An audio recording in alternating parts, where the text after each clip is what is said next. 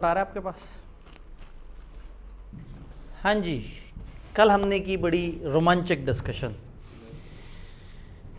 Recruitment, external versus internal recruitment, recruitment और selection का फ़र्क, एचआर डिपार्टमेंट के अगराज़ व मकासद और इस तरह की मुतफर्रिक डिस्कशंस। तो बताइए, कल की जो डिस्कशन है उसमें कोई कन्फ्यूजन, कोई पॉइंट, कोई ऐसी लाइन, कोई ऐसी बात जो अजीब सी लिखी हुई है, जो नहीं कोरिलेट हो रही, रेजोनेट नहीं हो रही?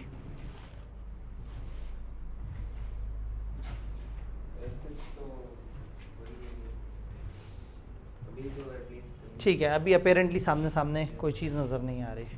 ठीक हो गया। अब वो भाई भी नहीं आए जो कहते थे कि पिछला वाला अगर जो है वो, हाँ, तो वो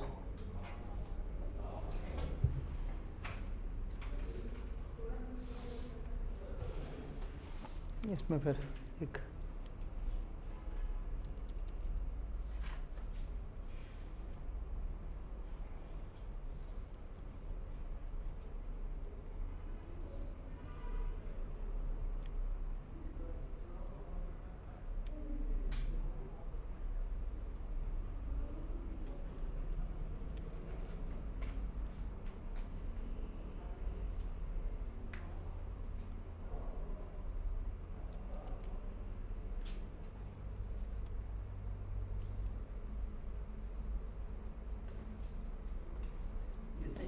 जॉब एनालिसिस में था कि पर्पस ऑफ जॉब एनालिसिस। ठीक है, उसमें ठीक है। असल में हमने जॉब एनालिसिस को ना, ये इधर तो थोड़ी सी डिस्कशन है, आगे जॉब एनालिसिस का एक पूरा यूनिट है, उधर जॉब एनालिसिस पे थोड़ा सा हमने ज़रा ज़्यादा बेहतर बात करनी है। आज इंशाल्लाह ताला इस पे डिस्कशन हो रही होगी।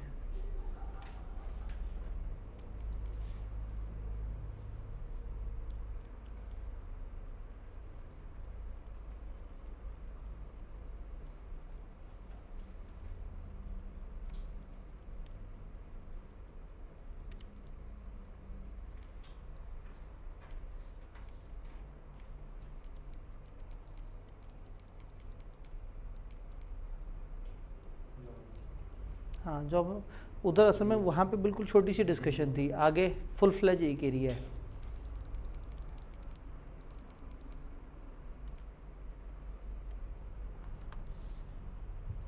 मेरे ख्याल में फिर शुरू करते हैं। इंटरनल रिक्रूटमेंट, एक्सटर्नल रिक्रूटमेंट, कल हमने इसके फ़ायदे देखे और इंटरनल के फ़ायदे देखे और इंटरनल की लिमिटेशंस देखी। एक के लिमिटेशन दूसरे के फ़ायदे बन जाते हैं, एक के फ़ायदे दूसरे की लिमिटेशन बन जाती है। तो हमें ये बात समझ आई कि इंटरनल और एक्सटर्नल दोनों तरह की रिक्रूटमेंट है और दोनों के अपने अपने कुछ एडवांटेजेस हैं। इंटरनल रिक्रूटमेंट के सोर्सेस क्या हैं, हमने इंटरनल रिक्रूटमेंट के बारे में लोगों को बताना है, वर्सेस हमने एक्सटर्नल रिक्रूटमेंट के बारे में बताना है। तो what can be the sources जिससे हम अपनी इंटरनल वैकेंसीज़ के बारे में लोगों को बताएंगे? क्या क्या मोड्स अवेलेबल है? मार्केटिंग थ्रू, एडवर्टाइजमेंट जिसमें हम न्यूज़पेपर के थ्रू, इंटरनेट के थ्रू। अब देखिए, मेरे इदारे के अपने अंदर वैकेंसी निकली है और मैंने अपने इदारे के अंदर से ही फिल करनी है। उसमें से नोटिस बोर्ड, नोटिस बोर्ड, आपके जो नोटिस बोर्ड्स हैं, जगह जगह मुख्तलिफ डिपार्टमेंट्स में नोटिस बोर्ड है, मुख्तलिफ डिवीजन्स में, डिपार्टमेंट्स में आप भेज दें और वहाँ पे खबर लग जाए कि इसी कंपनी में फ़लाना डिपार्टमेंट में जॉब निकली है। अगर कोई इंटर डिपार्टमेंटल ईआरपी सिस्टम, अगर कोई ईआरपी सिस्टम है तो कमाल हो जाएगा कि वहाँ पे एक चीज़ फ्लोट हो जाए। अगर हमारी अपनी एक वेबसाइट है जहाँ हमारी अपनी स्टाफ की हायरिंग्स की ऑप्शन आ रही हैं, स्टाफ के पोर्टल में अगर इस तरह की कोई चीज़ मौजूद है, उधर कर दिया। और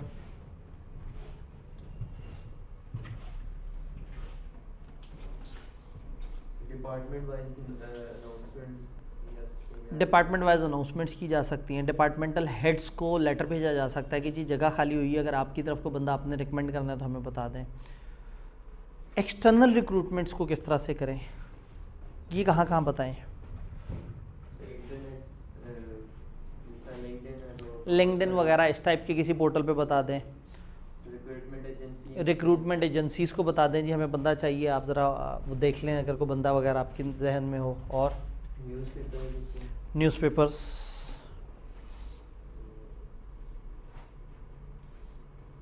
न्यूज़पेपर हो गया, हमारी अपनी वेबसाइट पे कैरियर्स का एक पोर्शन बना हुआ होता है, हम उधर बता दें।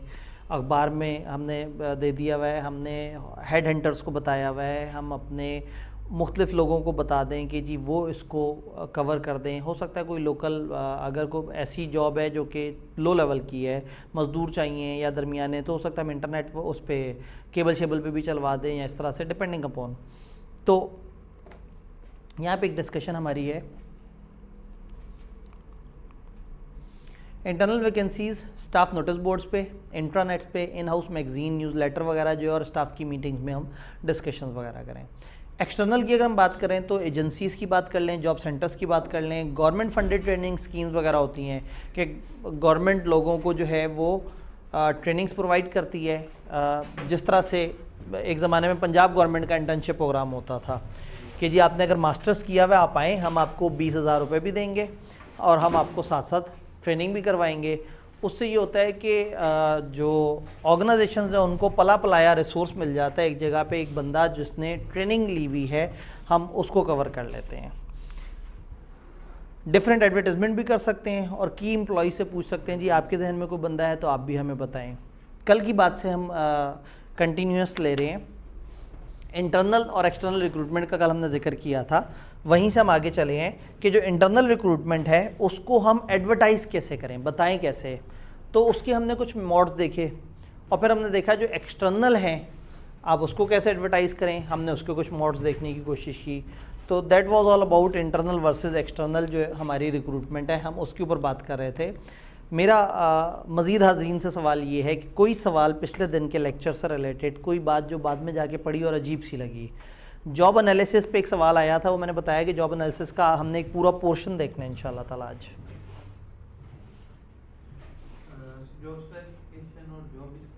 ये भी आगे आएगा, किताब ने वहाँ हल्का सा तस्करा किया है लेकिन असल में डिटेल से आगे इसकी डिस्कशन है।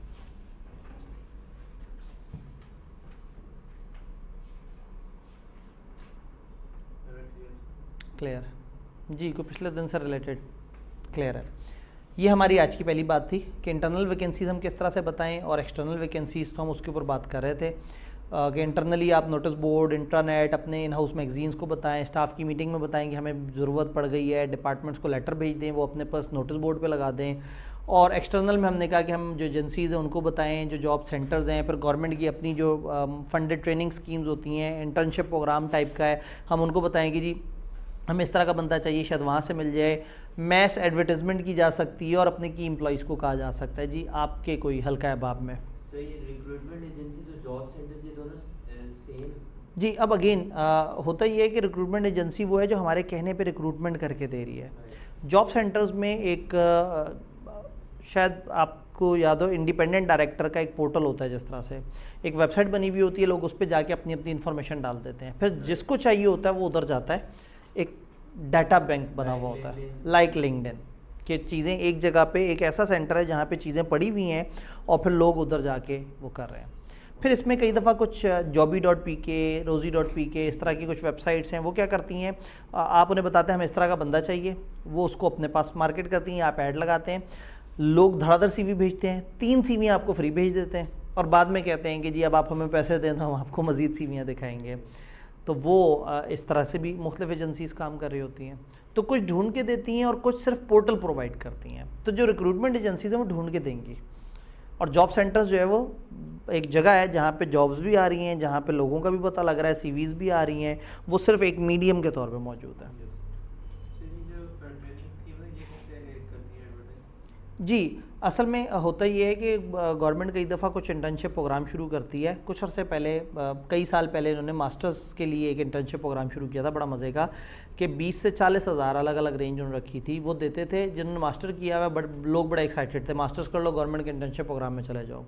वो आपको पैसे देते थे और उसके बाद आपको डिफरेंट तरह के टास्क और चीज़ें और मुख्तलिफ असाइनमेंट्स वगैरह में भेजते थे।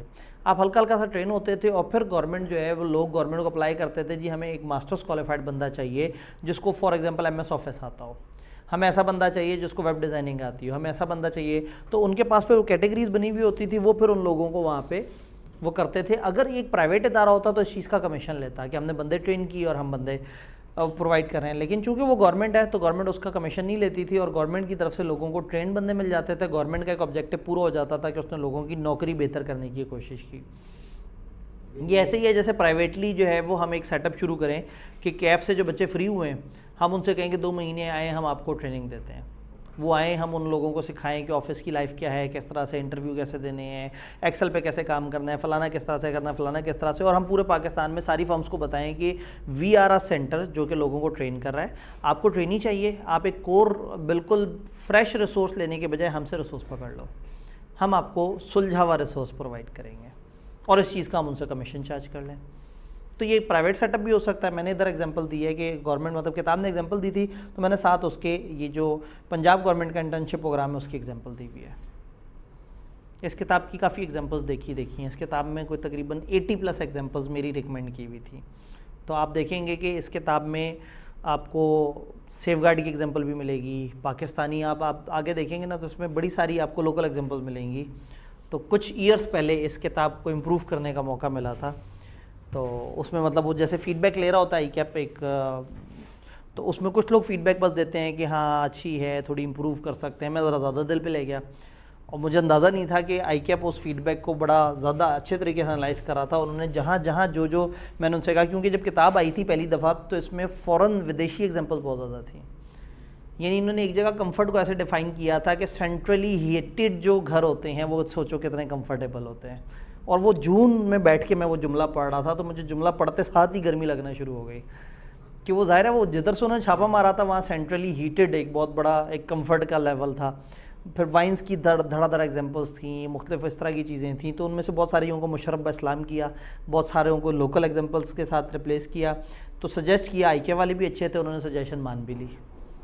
तो अब इस किताब में ये जो है ना कुछ ऐसी लोकल देसी एग्जांपल्स हैं जो हमारे अपने इन्वायरमेंट की हैं। एक स्टेप आगे चलते हैं।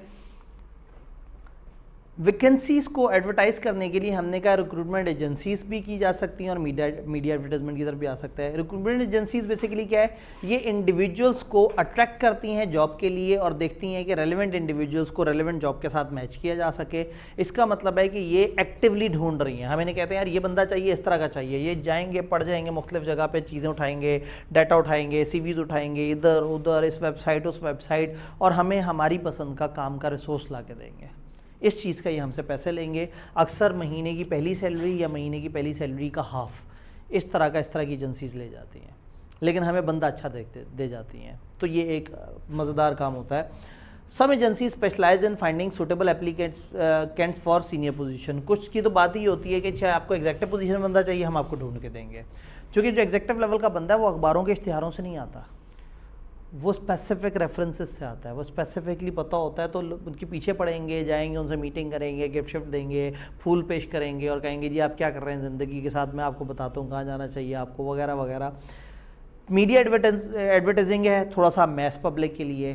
तो अगेन रिसेंट ईयर्स में डिजिटल एडवर्टाइजमेंट और इंटरनेट बढ़ा है तो उसकी वजह से जो फिज़िकल मीडिया है ना वो काफ़ी हद तक ज़रा फीका सा पड़ गया है। तो नेशनल न्यूज़पेपर जो है वो आप मैनेजर और बड़े लेवल की सीट्स के लिए वो कर सकते हैं। लोकल न्यूज़पेपर आप थोड़े से दरमियाने लेवल की जॉब्स वगैरह के लिए कर सकते हैं। देन अगेन कुछ स्पेशलिस्ट जर्नल मैगजीन्स वगैरह होते हैं जो एक ख़ास कम्युनिटी के लोग पढ़ते हैं, आप उसमें भी जॉब्स वगैरह का वो कर सकते हैं।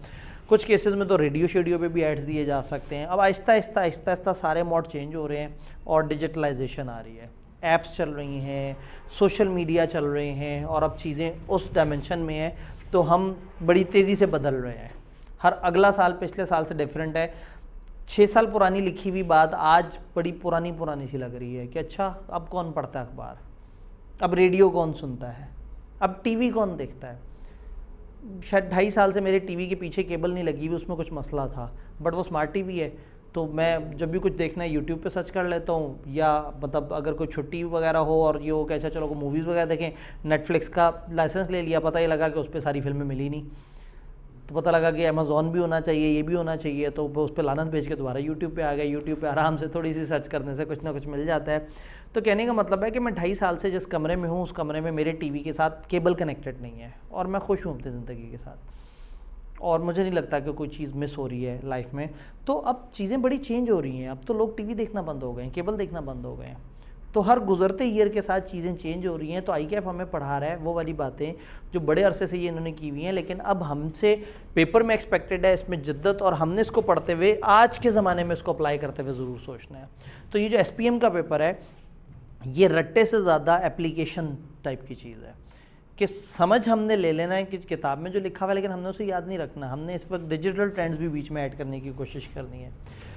ये चीज़ें हमने देखी। अब आगे एक ट्यूटर नोट का मतलब यही है कि वो चीज़ है नहीं किताब में बट पूछी जा सकती है, और ICAP ने 1-2 दफ़ा पूछा भी है, तो एहतियातन मैंने चीज़ें डाल दी हैं। मेरा एक सवाल है, आप जॉब के लिए इश्तिहार दे रहे हैं, क्या होना चाहिए उसमें, क्या कुछ लिखा होना चाहिए? अखबार में इश्तिहार आ रहा है, आपकी ऑर्गेनाइजेशन में जॉब चाहिए, नंबर ऑफ़ वैकेंसीज, पोजीशन का टाइटल क्या है, आपको मार्केटिंग मैनेजर चाहिए, आपको ग्राफिक डिज़ाइनर चाहिए, आपको HR मैनेजर चाहिए, आपको क्या चाहिए? कैप्शन दिया हुआ, उस कैप्शन पे पोजीशंस कितनी, या सैलरी दे दें या रेंज दे दें या कह दें मार्केट कंपेटिटिव, मतलब कम से कम सैलरी के बारे में कुछ बताएं। और क्या कंपिटेंसीज रिक्वायर्ड हैं आपको उसमें? मोटी मोटी job description, the person must be able to do, ये 3 तरह वाले काम। कम से कम कितना क्वालिफिकेशन, यानी अब आप उसमें डिफ़ाइन करेंगे कि जॉब क्या है, डिफ़ाइन करेंगे बंदा किस तरह का हमें चाहिए, और बताएंगे कि अप्लाई कहाँ करना है, किस नंबर पर रब्ता करना है, तरीका क्या होगा, CV भेजेंगे, एप्लीकेशन भेजेंगे, हमारा ऑनलाइन फॉर्म फिल करेंगे, क्या करेंगे। तो आप जॉब एडवर्टाइजमेंट्स में इस तरह से करेंगे। मीडियम कौन सा चूज़ किया जाए, अखबार, radio, TV, magazines, digital media? इस सवाल का क्या जवाब है? डिपेंड। सबसे प्यारा जवाब हमेशा डिपेंड्स होता है।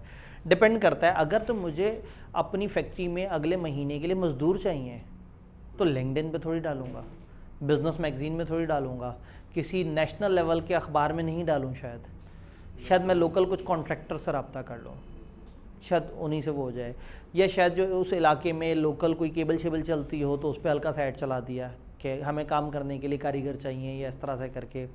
तो ये डिपेंड करता है कि आपको किस लेवल का बंदा चाहिए। बहुत एग्जैक्टिव लेवल का बंदा चाहिए, बड़ी ऊपर की पोजीशन का, अखबार में दे दें, पढ़ता ही नहीं होगा अखबार, लिंक्डइन पे डाल दें, मुख्तलिफ जॉब जो हेड हंटर्स हैं उनसे रब्ता कर लें, कोई बहुत ही एग्जैक्टिव सा कोई मैगज़ीन है उस कम्युनिटी का कि जी अकाउंटेंट है, ये फ़लाना है, ये लोग पढ़ते हैं, एग्जैक्टिव लोग बैठते हैं तो पढ़ते हैं, इस पर तबसरा करते हैं, आर्टिकल्स देखते हैं, तो उसके अंदर ऐड दे दिया।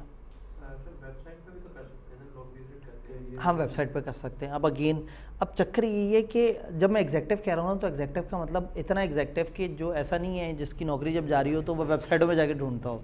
ये लोग वो होते हैं जिनको निकलने से पहले 4 लोग अप्रोच करके बैठे हुए होते हैं। एग्जैक्टिव का मतलब है कि कंपनी उसने उठाई है और 5 साल में उसको कहाँ से कहाँ पहुँचा दिया है। और जब 15 सेठ एक जगह इकट्ठे बैठते हैं, 4 सेठ जब गोल्फ खेल रहे होते हैं तो जिक्र होता है कि यार मंसूर बड़ा कमाल आदमी है यार, उसने तो गेम उठा दी है, मैं तो उसको जाने ही नहीं दे रहा, मैं तो उसे 15 लाख इजाफी दे रहा हूँ। मतलब इस लेवल का बंदा जो है ना, फिर उसकी मूवमेंट ज़रा एग्जैक्टिव लेवल पे होती है। तो इतने लेवल का बंदा जो है, इसके लिए शायद आप वेबसाइट भी आपकी बेकार है। वो ऐसा नहीं है कि वो वेबसाइटों पे जाके ढूंढेगा, उसको पर्सनली कांटेक्ट करना होगा, उसको अप्रोच करना होगा, रेफरेंसेस लड़ाने होंगे या तोड़ना होगा कि तुम वहाँ ये ले रहे हो, वो क्या कर रहा है तुम्हारे साथ, इधर आओ 5 लाख ऊपर देंगे, बड़ी वाली गाड़ी भी देंगे और घर भी हम देते हैं हम अपने तो बंदे को। तो फिर इस तरह से होता है, क्योंकि इंसान इज़ द गेम। अगर एक इंसान को आपका इदारा चलाना आता है ना, तो आपके लिए वो बड़ा कीमती है। सेठ को अगर 2 घंटे की एक्स्ट्रा नींद मिल जाती है ना किसी बंदे के लिए, वो उसको 1 करोड़ दे देगा साल में। सेठ अगर 10 करोड़ कमा रहा है इजाफी उस बंदे की वजह से, तो उसको 1 करोड़ देते हुए बुरा नहीं लगेगा, क्योंकि उस बंदे ने इसकी नींद इसे लेने दी। सेठ गोल्फ खेल रहा हो, उस वक्त कॉन्टैक्ट पकड़ो, कॉन्टैक्ट पकड़ के यार ये मंसूर, इसको बस ले जाओ और जो है ना वो कर लो, ये वाला क्लाइंट पकड़ो और इस पे काम पे लग जाओ। तो कुछ लोग की रिसोर्स होते हैं जो अपनी एक्स्ट्रा कम्युनिकेशन की वजह से इतना आगे आ गए होते हैं। तो ऑर्गेनाइजेशन में आप लोगों को भी हमेशा सजेशन ये है कि सिर्फ अपनी बेसिक क्वालिफिकेशन पे ध्यान नहीं देना, अपने अंदर एक्सट्रोवर्ड बंदा लेके आना है। इदारों में जो ऊपर बंदे हैं ना, उनको एक्सप्रेसिव लोग पसंद हैं। एक बहुत ही इंटेलेक्चुअल अपने कमरे में बैठ के बहुत अच्छा काम कर रहा है और सोच रहा है कि एक दिन सेठ को पता लगेगा कि उस इदारे को किसने चलाया। सेठ को कभी नहीं पता लगना, आपसे इमीडिएट ऊपर के बॉस को कभी नहीं पता लगना, क्योंकि आप इतने इंट्रोवर्ट हैं। आप बहुत अच्छा काम करते हैं लेकिन आपके ऊपर वाला आपको बॉदर नहीं कर रहा। अब प्रॉब्लम ये है कि आज के दौर में काम करने से ज़्यादा काम दिखाने वाला ज़्यादा वो है। तो पॉइंट ये है कि सेठ भी चाहता है कि ज़रा तेज़ तरार सा बंदा हो, जाके बात करे। मतलब कॉलेजेस में क्या होता है कि कई दफ़ा टीचर्स आके कहते हैं जी हमारी सीवी, फ्रंट ऑफिस में आके कहते हैं, फ्रंट ऑफिस वाले साइड पे रख लेते हैं। उसके बाद कभी सिक्योरिटी गार्ड के हाथ में सीवी होती है, कभी कहीं होती है, कभी कागज़ों के नीचे होती है, वो किसी खाते में नहीं आ रही होती। और एक बंदा आके कहता है जी मैंने प्रिंसिपल साहब से मिलना है, एक बड़ी ज़रूरी बात है, मैंने उनसे अपॉइंटमेंट लेनी है। अब प्रिंसिपल साहब सोचते हैं पता नहीं क्या कोई बहुत ज़रूरी सी बात होगी, तो एक बंदा आएगा बड़े वकार से चलता हुआ आएगा, ऐसे करके बैठेगा और कहेगा मैंने आपको एक ना बिज़नेस प्रपोजल देना है। तो कहेंगे हैं मतलब क्या बिज़नेस प्रपोजल? मैं असल में ये है कि आपके कंपेटिटर्स के पास होता हूँ, इस तरह से इतने सब्जेक्ट हैं, इतने बच्चों को मैं पढ़ा रहा हूँ, इस तरह से कर रहा हूँ। आई वॉज थिंकिंग ऑफ कि अगर मैं वहाँ से यहाँ आऊँ तो आपको मैं शायद इतना अच्छा बिज़नेस दे सकता हूँ। अब मतलब गेम ही चेंज हो गई। मतलब कहाँ एक बंदा नौकरी लेने आ रहा था, ठीक है, और आप कहते हैं यार अभी टाइम नहीं है, बाद में देखेंगे, टीचर से मिलें ना मिलें, इस तरह से। और कहाँ एक बंदा जनाब आपको बिज़नेस प्रपोजल पेश कर रहा है, सिर्फ प्रेजेंटेशन चेंज हुई है, अभी भी वो ये कह रहा है कि मुझे नौकरी पे रख लो, बट उसे बेचना आता है। ये बंदा बहुत जल्दी ऊपर जाएगा और दूसरा बंदा अपनी सीवियाँ ही जमा कराता रह जाएगा। तो इदारे में रहते हुए थोड़ा एक्सप्रेसिव होना है, थोड़ा सा अपने आप को सेल करना है। आपसे बहुत ऊपर जो लोग होते हैं उनमें और आप में कंपिटेंस का फ़र्क नहीं होता, सिर्फ उनको अच्छा बेचना आता है, उनको अच्छा बताना आता है, वो कॉन्फिडेंट होते हैं। फॉर एग्जांपल आप एक जगह पे बैठे हुए इंटरव्यू में, उन्होंने कहा जी हाँ हमारे तो कंपनी में टैक्स के बहुत सारे मसले होते हैं, अगर अचानक से रिफंड की एक बड़ी लंबी चौड़ी एप्लीकेशन जनरेट करनी पड़ गई और FBR वालों ने बीच में इस तरह से आपको बुला लिया, तो हैंडल कर लेंगे? आपके फरिश्तों को भी नहीं पता कि ऐसी सिचुएशन में क्या करना है। तो आपने कहा क्यों नहीं हैंडल कर लेंगे, जब वो सीट पे बैठे होंगे तो करना है, हम नहीं करना और किसने करना है। चाहे उस वक्त दोस्तों को कॉल कर रहे हो यार क्या करना होता है, लेकिन ऑन द स्पॉट आपने वो कॉन्फिडेंस दिखाया। सेठ ने कहा यार ये बंदा है। पाकिस्तान में कल्चर है क्या, जितना मर्जी शशके मशके दिखा दें दरमियान में ऊपर सेठ है।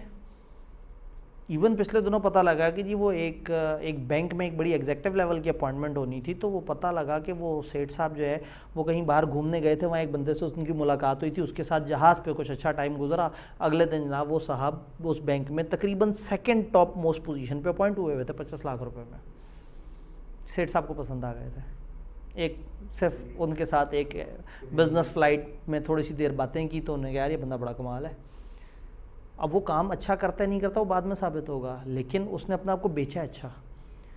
तो वो ऐसा नहीं है कि नीचे से एक पूरा मेरिट HR डिपार्टमेंट पता नहीं क्या काम होगा किस तरह से होगा, वो डायरेक्ट अपॉइंटमेंट है। तो हमारे यहाँ नीचे दरमियान में लोगों को आ जाता है टाई लगाओ, अच्छी प्रेजेंटेशन दो, अंग्रेज़ी अच्छी आनी चाहिए, सोफिस्टिकेटेड रूल्स रेगुलेशन, और ऊपर सेठ बट कड़ाई पे बैठ के मीटिंग कर रहे होंगे, एक दूसरे को जुगते मार रहे होंगे। एक सेठ ने कोई कॉन्ट्रैक्ट दूसरी जगह से लेना है तो वो जाके वहाँ पे एक उसको खाना खिलाएगा, अगले बंदे को पाई खिलाएगा, और पाई खाते खाते उसके साथ बिजनेस की बातें करते करोड़ों अरबों की बातें करते करते कॉन्ट्रैक्ट करोड़ों का पकड़ लेगा। तो ये हमारा कॉर्पोरेट कल्चर ऊपर से है। तो ये जब देसी कॉर्पोरेट कल्चर है तो इसमें बहुत ज़्यादा अपने आप को फिट इन करने के लिए मजबूरी है कि हमें थोड़ा सा ऑर्गेनाइज करना होता है, अपने आप को स्टोन पे लेके आना होता है, उस सेट वो बाबू वाली उस पोजीशन पे आना होता है कि हम दिखने में अच्छे हों, कपड़े अच्छे पहने हुए हों, सारा कुछ है। बट अगेन उसमें निकलने की कोशिश करनी है, उस काम को करते करते अपने से ऊपर वालों को दिखने की कोशिश करनी है कि हम क्या हैं, हम किस तरह से कर रहे हैं। जब मौका मिले थोड़ा सा एक्स्ट्रा एफिशिएंसी दिखानी है, थोड़ा सा अपने आप को नज़रों में लेके आना है। तो अच्छी कम्युनिकेशन जो है वो तो अभी साबित हो गया है कि आपको काम अच्छा करना आए या ना आए, आपको अच्छा बोलना आता हो तो आप पूरे पाकिस्तान पे हुकूमत कर सकते हैं। अब PTI के पास परफॉर्मेंस नहीं थी कभी भी बताने को, बट स्टिल उनके पास को पीछे वो था ही नहीं, उनकी लेगेसी नहीं थी। भाई नून लीग वगैरह कह देते हैं जी हमने मोटरवेज बना दी, फलाना कर दिया, ये हो गया वो हो गया। इनके पास लेगेसी तो कुछ नहीं थी, लेकिन इन्हें बताना आता था, अच्छे तरीके से बताया, छाए रहे, एस्टेब्लिशमेंट को साबित कर दिया कि जी हम मुल्क चलाएँगे तो लुट मचा देंगे। तो आपको अच्छा बेचना आना चाहिए, ये चीज़ बड़ी इंपॉर्टेंट है। तो इसलिए जो एग्जेक्टिव लेवल की पोजीशन है इस पे तो जो है वो बंदा खुद अपने आप को बेच रहा होता है या फिर आप उस बंदे को तोड़ रहे होते हैं। तो खैर ये again choice of medium depend करता है जॉब किस तरह की है, एडवर्टाइजमेंट पे आप कॉस्ट कितना रखना चाहते हैं, उसकी रीडरशिप और सर्कुलेशन क्या उस चीज़ की, और आप कितना फ्रीक्वेंटली पोस्ट करना चाहते हैं। अगर तो आपको मुसलसल ज़रूरत है तो शायद आपका चॉइस ऑफ मीडियम डिफरेंट हो, और अगर आप साल में वन ऑफ किसी जगह एक वो कर रहे हैं तो शायद आप जो है उसके लिए एक पूरा जॉब फेयर ही मुनक्कद करा दें। तो ये डिपेंड करता है। एडवर्टीजमेंट में अदर मेथड इंटरनेट और लिस्ट ऑफ इंडिविजुअल।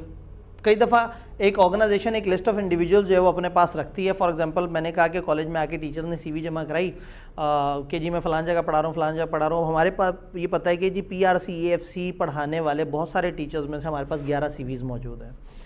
तो अगर हमें कभी ज़रूरत पड़ेगी तो रादर देन कि हम उस वक्त जॉब एडवर्टीज़मेंट की तरफ जाएं, हम अपने पास आई हुई CVs को पकड़ेंगे और उसमें से शायद 2-3 बंदों को बुला के और किसी एक को डन कर लेंगे। तो कभी कभी इस तरह से होता है कि आपके पास एक लिस्ट सॉर्ट हुई हुई पड़ी हुई होती है, नीचे के डिपार्टमेंट ने फ़िल्टर कर करके आप तक पहुंचा दी होती है एक लिस्ट, आप उस पर काम करते हैं। दूसरा तरीका है कि इंटरनेट, आपकी अपनी वेबसाइट भी हो सकती है। मुख्तलिफ एजेंसीज़ भी हैं जिनकी अपनी वेबसाइट है, जैसे एग्जांपल थी jobby.pk, पुराने ज़माने में rosie.pk, वो उसका काफ़ी ज़्यादा नाम होता था। फेसबुक, लिंक्डइन भी बहुत ज़्यादा इंक्रीजिंग ट्रेंड में है, तो थोड़ा सा जिद्दत वाली बात भी कर ली। जॉब एप्लीकेशन, एक तरीका जॉब एप्लीकेशन का भी होता है। एक तरीका तो ये ना, आप लोगों से कह रहे हैं CV जमा कराओ, एक आप कह रहे हैं कि भाई आप हमारी जॉब एप्लीकेशन वेबसाइट पे पड़ी है, उसको फिल कर दो। ये जॉब एप्लीकेशन से क्या फ़ायदा होगा जो CV से नहीं हो रहा? क्या फ़ायदा होगा? ये बात समझ आइए कि एक जगह पे एक तो ये है कि वो उन्होंने कहा जी हमारे पास जॉब है, हमारे पास अकाउंट्स मैनेजर की जॉब है, मुख्तलिफ लोग आगे CV जमा करा रहे हैं या इंतज़ार कर रहे हैं कि हमारा इंटरव्यू होगा। इंटरव्यू के लिए भी उनको पहले CV, तो वो कहते हैं ना send your CV at this address और फिर हम आपको बाद में कॉल करेंगे। मैं ये कह रहा हूँ कि CV नहीं मांग रहे हम कह रहे हैं एक एप्लीकेशन फॉर्म है जो आके या तो फिज़िकली भर जाओ या वेबसाइट पे ये लिंक है, जाओ और इस एप्लीकेशन को फिल करो। ये एप्लीकेशन को फिल करा के हम ऐसा क्या कर रहे हैं, हम CV क्यों नहीं ले रहे? हमारा इदारा CV की तरफ नहीं गया, जॉब एप्लीकेशन फिल करवाई, क्या फ़ायदा? अननेसेसरी ट्रैफिक ब्लॉक हो गई, जो बिला वजह की धड़ाधड़ की हमें CV आनी थी, रेलेवेंट थी, इररेलेवेंट थी, खाम खा, ठीक है। और रिक्वायरमेंट के हिसाब से टेलर कर देंगे। CV लोग अपनी पसंद से बनाएंगे, जॉब एप्लीकेशन फॉर्म मेरी पसंद से बना होगा। मुझे जो 10, अब वो क्रिकेट खेलता है बहुत शौक से, मुझे नहीं चाहिए। उसके फादर का ये नाम है, मुझे नहीं चाहिए। वो एड्रेस उसका क्या है, उसका नंबर क्या है, मुझे नहीं चाहिए। वो उसको बड़ी प्यारी ग्राफिक डिज़ाइनिंग आती है, मुझे नहीं चाहिए। मुझे चाहिए ये 10 बातें, मुझे ये 10 बातों का जवाब दे दो। भाई तुम हो कौन, तुम्हारी एज कितनी है, पिछला तजर्बा कितना है, फलाना कितना है। तो जॉब एप्लीकेशन से एक फ़ायदा ये होगा कि आप ब्लॉटिंग ऑफ इन्फॉर्मेशन से बच जाएंगे, टू द पॉइंट आपको इन्फॉर्मेशन मिलेगी और सिंप्लीफाई हो जाएगा। सिंप्लीफाई हो जाएगा, येस या नो, आप जो है उसको थोड़ा सा क्लोज एंडेड क्वेश्चंस की तरफ ले आएंगे। शॉर्ट लिस्टिंग आसान हो जाएगी, ठीक है। अब देखें होगा क्या, सामने अगर जॉब एप्लीकेशन और इंटरनेट पे काम कर रहा है तो पीछे एक डाटाबेस बन रही होगी। तो किसी भी टाइम पे जो एम्प्लॉयर है वो जाएगा, वो कहेगा अच्छा लाहौर के लोग 30 साल से ज़्यादा एज के, 6 साल से ज़्यादा का तजर्बा, 3 फिल्टर लगाएंगे तो वो जो 150 लोगों ने एप्लीकेशन दी उनमें से फ़िल्टर होकर 6 आपके सामने रिजल्ट्स आ जाएंगे। तो आपके लिए फ़िल्टर करना आसान है, आपके लिए शॉर्ट लिस्ट करना आसान है। और कोई फ़ायदा जॉब एप्लीकेशन इस मोड में लेने का? ठीक है, यही वाला जहन में बचा, ठीक है। असल में इस क्लास का फ़ायदा ये है कि हम चीज़ों को समझें और SPM को ना बोर सब्जेक्ट के तौर पर ना डील करें, इसको लाइफ के साथ रेजोनेट करें। इससे मैं भी ज़िंदा रहूँगा, मुझे भी मज़ा आएगा और आप लोगों को भी अच्छा लगेगा और पेपर में आपकी जो एक एप्लीकेशन वाला जो वो है अप्रोच, वो डेवलप हुई भी होगी। साथ साथ जदीद बातें भी सोचते रहेंगे। देखते हैं जी ये क्या कहते हैं। इन्होंने कहा जी application for job applicants for job, अक्सर उन्हें कहा जाता है कि आप जॉब एप्लीकेशन फॉर्म दें। ये नॉर्मली स्टैंडर्ड एक एप्लीकेशन फॉर्म होता है। यूजुअली इसमें कुछ क्वेश्चंस होते हैं, पर्सनल डिटेल बता दो, एजुकेशन बता दो, फलाना बता दो, फलाना बता दो। इसका फ़ायदा क्या है, एक बेसिक डिटेल मिल जाती है एप्लीकेंट्स के बारे में। और कभी कभी अगर आपने कुछ जगह वो कर दिया, एक खाना दे दिया, tell us something about yourself, what are the 3 special trades जो आप अपने बारे में कहेंगे, तो बंदा लिख रहा होगा, उससे हमें समझ आ जाएगा ये अपने आप को एक्सप्रेस कैसा करता है। और दूसरा, वो बंदा अपने बारे में कुछ अच्छी चीज़ अगर हमें बताता है तो हमें उससे थोड़ा सा पता लग जाएगा, फिल्ट्रेशन आसान हो जाएगी, कंपैरिजन, रैंकिंग, प्रेफरेंस, ये सारी चीज़ें आसान हो जाएंगी। तो एक तरीका कि हम ये जॉब एप्लीकेशंस की तरफ आते हैं। जॉब एप्लीकेशन फॉर्म की लिमिटेशंस क्या हैं?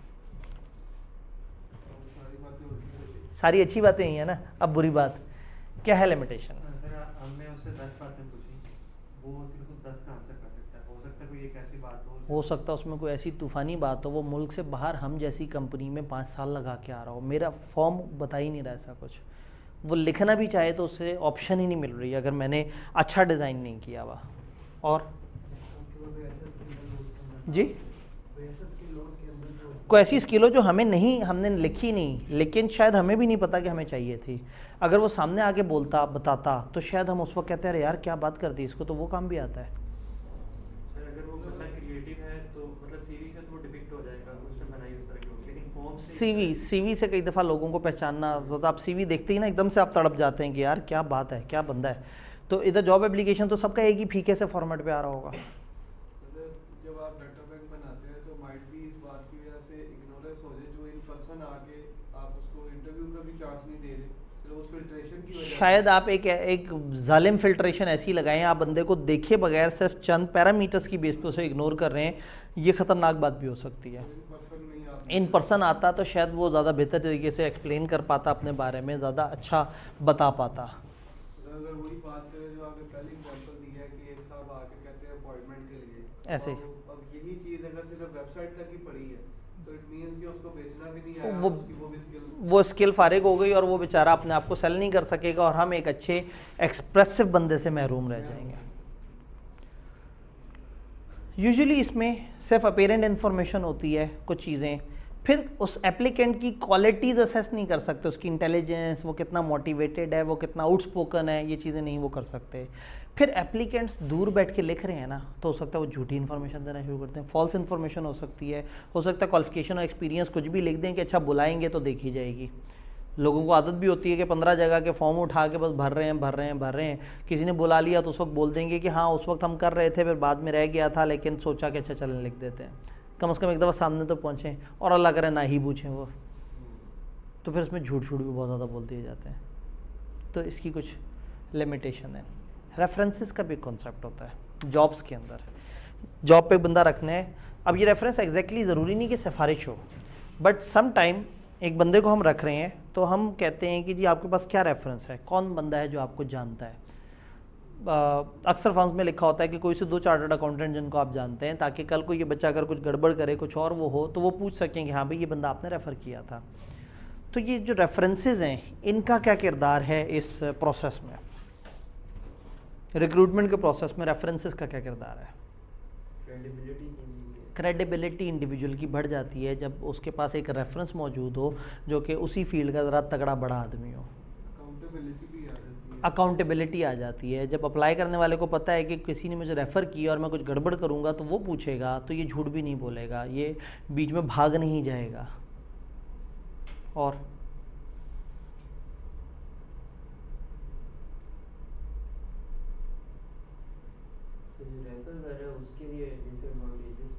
रेफ़र कर रहा है वो ख़तरनाक पोजीशन पे है। इसका मतलब है कि अगर तो वो रेफ़र कर रहा है और दूसरे उसके रेफ़र पे भरोसा कर रहे हैं तो फिर उसे पता होना चाहिए इंडिविजुअल क्या है, इंडिविजुअल के साथ उसका डायरेक्ट ताल्लुक होना चाहिए, तो उसे रेफ़र करे, वरना उसे रेफ़र ना करे। हो सकता है कई दफ़ा रेफरेंस से पूछा जाए इसके प्रीवियस एक्सपीरियंस के बारे में, हो सकता है पिछले एम्प्लॉयर से पूछा जाए और वो अच्छा वो ना दे, फीडबैक ना दे, तो रेफरेंस जो है वो फंस जाए। तो रेफरेंस जो है वो इसमें आपसे मांगा जा सकता है कभी कभार, तो उसके बारे में उन्होंने बात की है कि जॉब एप्लीकेशन फॉर्म पे एप्लीकेंट्स को अक्सर कहा जाता है कि भाई 1-2 रेफरेंस दो। टिपिकल रेफरेंस या तो आपका फॉर्मर एम्प्लॉयर, मैनेजर वगैरह में से कोई होता है, कई दफ़ा आपका कोई टीचर, ट्यूटर या इस तरह का कोई होता है, या कई दफ़ा एक नोन पर्सन जो कि मतलब जिसको लोग सोशली ज़रा ज़्यादा जानते हैं। ये फील्ड टू फील्ड डिपेंड करता है कि अच्छा जी फ़लाना डॉक्टर साहब हैं, फ़लाना हॉस्पिटल में होते हैं, उनका रेफरेंस, फ़लाना जी चार्टर्ड अकाउंटेंट साहब हैं, फ़लाना वो फर्म चलाते हैं, उनका reference. Application form might state that organisation reserve the right to contact the referee. ये आप लिखेंगे, हो सकता है आप बताएं उन्हें कि देखो आप जिसको रेफरेंस बता रहे हो सकता है मुझसे पूछ भी लें। जैसे मुझे कई दफ़ा कुछ ऑर्गेनाइजेशन की ईमेल आती है कि जी फ़लाना बंदे ने अपने फॉर्म जमा कराते हुए कहा है कि आतिफ आब्दी साहब मेरे टीचर रहे हैं, तो क्या आप उन्हें जानते हैं और कब से जानते हैं, किस कैपेसिटी में जानते हैं। अब बच्चे ने लिख दिया होता, अब मुझे पता ही नहीं होता बच्चा है कौन, तो अब उसमें वो कितने अरसे से आप उसे जानते हैं, उसके किरदार के बारे में बताएं। अब डर लगता है कि उस तरह से, तो वो मतलब ऐसा होगा कि ऑर्गेनाइजेशन को चाहिए कि वो बताएं कि जी हम रब्ता भी करेंगे, ताकि आप अपने रेफरी को तो बता दें जिसका आपने नाम लिख दिया है। तो ऑर्गेनाइजेशन नॉर्मली इन रेफरेंसेस को कहता है कि जी अगर वो उस बंदे को शॉर्टलिस्ट कर चुके हो ना, तो फिर उसके बाद रेफरेंस की तरफ जाते हैं। अगर शॉर्टलिस्ट ही नहीं किया तो बिला वजह पूछने की ज़रूरत ही नहीं है, तो नॉर्मली वो इस तरह से जाते हैं। रेफरेंस यूजुअली एक फॉर्म ऑफ लेटर भी हो सकता है, और उसके अलावा ये भी हो सकता है कि किसी क्वेश्चन एयर पे कुछ चीज़ें वो कर दी हों, या रेफरी ने, जैसे अक्सर फॉर्म्स का एक वो होता है कि वो 3 लाइनें लिखी होती हैं कि जी आपका ऐसे रिश्ता क्या है, आप कितने अरसे से जानते हैं, और इसके बारे में अगर आप कुछ अच्छी बातें लिखना चाहें तो लिख दें। तो वो एक फॉर्मेट भी हो सकता है। रेफरेंस से एप्लीकेंट के बारे में कुछ यूज़फुल इन्फॉर्मेशन मिल सकती है जो कि हेल्प आउट भी कर सकती है। बट प्रॉब्लम क्या है, शायद रेफरी ऑनेस्ट ओपिनियन ना दे इंडिविजुअल के बारे में, वो हमेशा पॉजिटिव ओपिनियन दे कि भाई बड़ा अच्छा आदमी है, और हो सकता है वो नेगेटिव्स को डिस्कस ना करे। और दूसरा, फिर रेफरी को भी डर लगेगा कि कहीं ऐसा ना हो कि मेरे ऊपर लीगल एक्शन हो जाए, तो वो बहुत सारी बातें खुद से छुपा लेगा, कुछ चीज़ें डिस्कस नहीं करेगा, उनसे कहेगा आप पूछो, जो आप पूछ रहे हो मैं उसका जवाब देता हूँ, और फिर उधर तक ये अपने आप को महदूद रखेगा जितना उन्होंने पूछा, ताकि अपने आप को सेफ रख सके। तो ये छोटी छोटी सी डिस्कशन है, यानी कि ये चैप्टर इज़ अबाउट कि आप बस इसको पढ़ते चले जाएं, और आपको ये बस छोटी छोटी सी गाइडेंस दे रहा है। पेपर में अगर सवाल आए तो वो आपको अगर रट्टे वाली बात भी पूछे तो भी आप अपनी अंडरस्टैंडिंग से उसको आंसर कर सकें। जॉब एनालिसिस, जॉब एनालिसिस और जॉब डिस्क्रिप्शन, इस पॉइंट पे मैं ज़रूर बताना चाहूँगा, मुझे बड़ी खुशी हुई थी जब मैंने आपको कहा कि किताब पे कुछ रिव्यू पॉइंट्स दिए। किताब जब आई उसमें बहुत सारे इस तरह के मसलों मसाइल थे, कुछ रिव्यू पॉइंट्स भेजे आईकैप को। उन रिव्यू पॉइंट्स में एक ये था कि इन्होंने जॉब डिस्क्रिप्शन पहले डिस्कस की हुई थी और जॉब एनालिसिस बाद में डिस्कस किया हुआ था। तो मैंने फिर उनको लिखा कि जी हाउ कम दिस पॉसिबल कि आप पहले जॉब डिस्क्रिप्शन को डिस्कस करें जब तक जॉब का एनालिसिस ही नहीं हुआ। जॉब एनालिसिस पहला स्टेप है, उसके आगे से फिर पर्सन स्पेसिफिकेशन और जॉब डिस्क्रिप्शन निकलते हैं। उसके बाद कुछ मोटे मोटे से प्यारे प्यारे से अल्फाज से उनको साबित किया, कुछ 1-2 फिरंगी किताबों के रेफरेंसेस दिए कि जी ये इस तरह से, वहाँ पे भी इसी तरह से, और ये एक ओवरऑल दुनिया में पैटर्न है, और फलाना रिसर्च के मुताबिक भी इसी तरह से है, अपनी तरफ से कि चलो शायद स्टूडेंट का कोई फ़ायदा हो जाए। तो जब किताब का जो वर्जन अगला सामने आया तो उसमें जॉब एनालिसिस जो है वो पीछे था और जॉब डिस्क्रिप्शन थोड़ा आगे था। जिस तरह से मैंने कहा था, इस पे खुशी होने से ज़्यादा खुशी मुझे हुई, एक साहब से मेरी मुलाकात हुई आईकैप में, तो उन्होंने कहा जी वो आपने बड़ी मज़े की सजेशन भेजी थी, और ना हमने फिर इमाल वुल्फ को वो भेजी जिनसे आईकैप ने किताबें बनवाई थी। तो उन्होंने कहा कि उन्होंने अपनी P3 की किताब में भी तरतीब चेंज कर ली हमारे कहने पे, और वो कह रहे थे कि जी आपके रिव्यूअर ने जो है वो फीडबैक दिया हमारी किताब में 10-15 साल से तरतीब गलत चल रही थी, और हमें खुशी हुई है कि क्योंकि वो रिव्यूअर ने यहाँ की किताब पे, और ये किताब थी इमाल वुल्फ का छापा, P3 की किताब यहाँ पे छापा हुई थी, उसको फिर मतलब उसमें चेंजेस, तो जो इधर वाली किताब में चेंजेस सजेस्ट की तो पता ही लगा कि वो अंग्रेज़ों को इतनी अच्छी लगी कि भाई ये तो हमारी किताब में इम्प्रूवमेंट करवा दी आपके पाकिस्तानी रिव्यूअर ने। तो उस दिन मुझे बड़ा अच्छा लगा कि मतलब जो है ना, इसका मतलब है कि हम भी कुछ ना कुछ। अब प्रॉब्लम ये है ना कि बंदे टैलेंटेड होते हैं लेकिन एक्सप्रेसिव नहीं होते, यही डर लगता रहता है कि नहीं वो अंग्रेज़ आगे से माइंड कर जाएंगे, उन्हें क्या पता। तो पता लगा अंग्रेज़ ने ओपनली एक्नॉलेज किया कि भाई आपके देसी बंदे ने जो चीज़ भेजी है वो इतना पॉइंट ऑफ व्यू अच्छा हमें लगा कि हमारी 15 साल से किताब, और उन्होंने कहा हम इतनी दफ़ा इसका रिव्यू करवाया, हमें किसी ने गलती नहीं बताई। तो उन्होंने अप्रिशिएट किया बाकायदा आईकैप को कि भाई आपके पास बड़े अच्छे लोग हैं। तो आईकैप ने जो है ना, आईकैप तो खुल के अप्रिशिएट भी नहीं कर सकता था, ज़ाहिर है कि मतलब वो ओपनली नहीं वो कर सकते। तो कहने का मतलब ये है कि यहाँ पे एक बड़ी मज़े की डिबेट हुई थी। अब ये जॉब एनालिसिस है क्या? किसी भी जगह सिलेक्शन और ये सारी चीज़ें तो बाद में आएंगी, पहले आपको समझना ज़रूरी है कि what that job is about.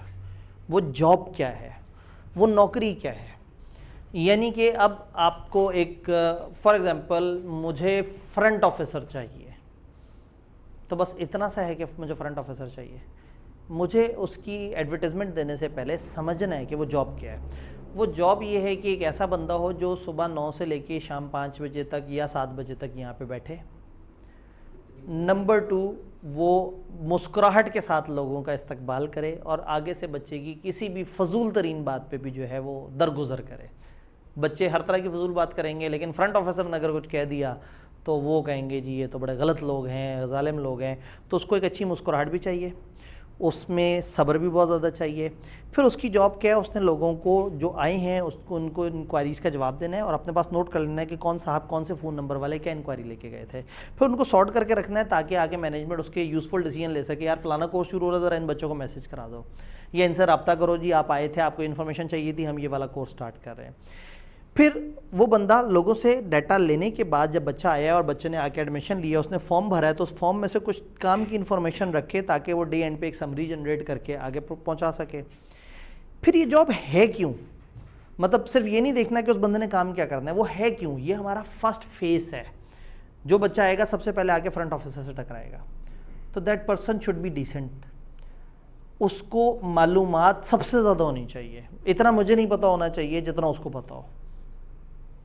वो उसको हमारे टीचर से ज़्यादा पता होना चाहिए, हमारे प्रिंसिपल से ज़्यादा पता होना चाहिए, हमारे वाइस प्रिंसिपल से ज़्यादा पता होना चाहिए, कैंपस इंचार्ज से ज़्यादा पता होना चाहिए उसे, क्योंकि वो फेस है, बच्चा उससे कोई भी इन्फॉर्मेशन लेगा। तो जब उसकी जॉब को समझेंगे तो ये जॉब एनालिसिस है, यानी हम देखेंगे कि ये क्या पोजीशन है, ये किसको रिपोर्ट कर रहा है, इसके नीचे कौन से लोग हैं, इस जॉब में क्या काम है, इस जॉब में बंदा किस तरह का चाहिए। तो जब हम इस जॉब को सही से एनालाइज करेंगे ना, तो वहाँ से दो आउटकम निकलेंगे। एक निकलेगा पर्सन स्पेसिफिकेशन और एक निकलेगी जॉब डिस्क्रिप्शन। पर्सन स्पेसिफिकेशन से मैं ये बात करूंगा कि बंदा देखने में ऐसा हो, बोलता ऐसा हो, कम से कम इतना पढ़ा लिखा हो, कम से कम सी इंटर किया हुआ हो, कम से कम ऐसे किया हो वैसे किया हो, तो एक पर्सन स्पेसिफिकेशन सामने आएगी। दूसरा एक जॉब की डिस्क्रिप्शन सामने आएगी कि इस जॉब में डेली समरी बनानी होती है, इस जॉब में इंक्वायरीज़ का डाटाबेस बनाना होता है, इस जॉब में सवालों के जवाब देने होते हैं और इसमें कॉल बैक्स करनी होती हैं। तो क्या हुआ, हमने पहले जॉब को समझा, जॉब क्या है, एनालाइज किया, और फिर उसको समझने के बाद हमने जॉब डिस्क्रिप्शन और अब जॉब एनालिसिस की शायद किसी और को ज़रूरत नहीं है। जब मैं किसी को कहूँगा ना यार मार्केट करो इस जॉब को, हमें ये चाहिए, उनको सिर्फ डिस्क्रिप्शन चाहिए, उनको सिर्फ पर्सन स्पेसिफिकेशन चाहिए। बट जॉब एनालिसिस उससे पीछे का स्टेप था मेरा कि क्या मुझे ये बंदा चाहिए भी या नहीं, क्या ये पोजीशन भी चाहिए या नहीं। हो सकता है मैं किसी और पोजीशन को रिवाइज करके उसको इस जगह पे ले आऊँ तो ये मुझे जॉब चाहिए ही नहीं। तो सबसे पहले उस जॉब को एनालाइज करना है, वो जॉब क्या है, वो पोजीशन जो वेकेंट हुई है या जो पोजीशन नई क्रिएट हुई है किसी नए स्ट्रेटेजिक एक्शन की वजह से, वो क्या है, उसके क्या रिक्विजिट्स हैं, उसको किस तरह से लिया जा सकता है, और उसमें से एक डिस्क्रिप्टिव सा जॉब डिस्क्रिप्शन बने, जो बंदा आए तो उसको पकड़ाया जाए भाई ये आपने काम करने हैं। जो अगर हमने एड्स देने हैं तो वहाँ पे ऐड पे हम बताएं कि ये बंदा ये 3-4 तरह के काम करता हो। पर्सन स्पेसिफिकेशन हमारे लिए ज़रूरी होगी जो हमारे इंटरव्यू कर रहे होंगे, जो हमारे टेस्ट ले रहे होंगे, जो हमारे फ़िल्टर कर रहे होंगे, उनको पता बहुत ज़रूरी है कि हमें बंदा किस किस्म का चाहिए। तो जॉब एनालिसिस करने से आपका एक आउटकम निकलेगा कि उसकी जॉब डिस्क्रिप्शन क्या हो, और दूसरा आउटकम निकलेगा पर्सन स्पेसिफिकेशन। जॉब एनालिसिस पे बात करते हैं।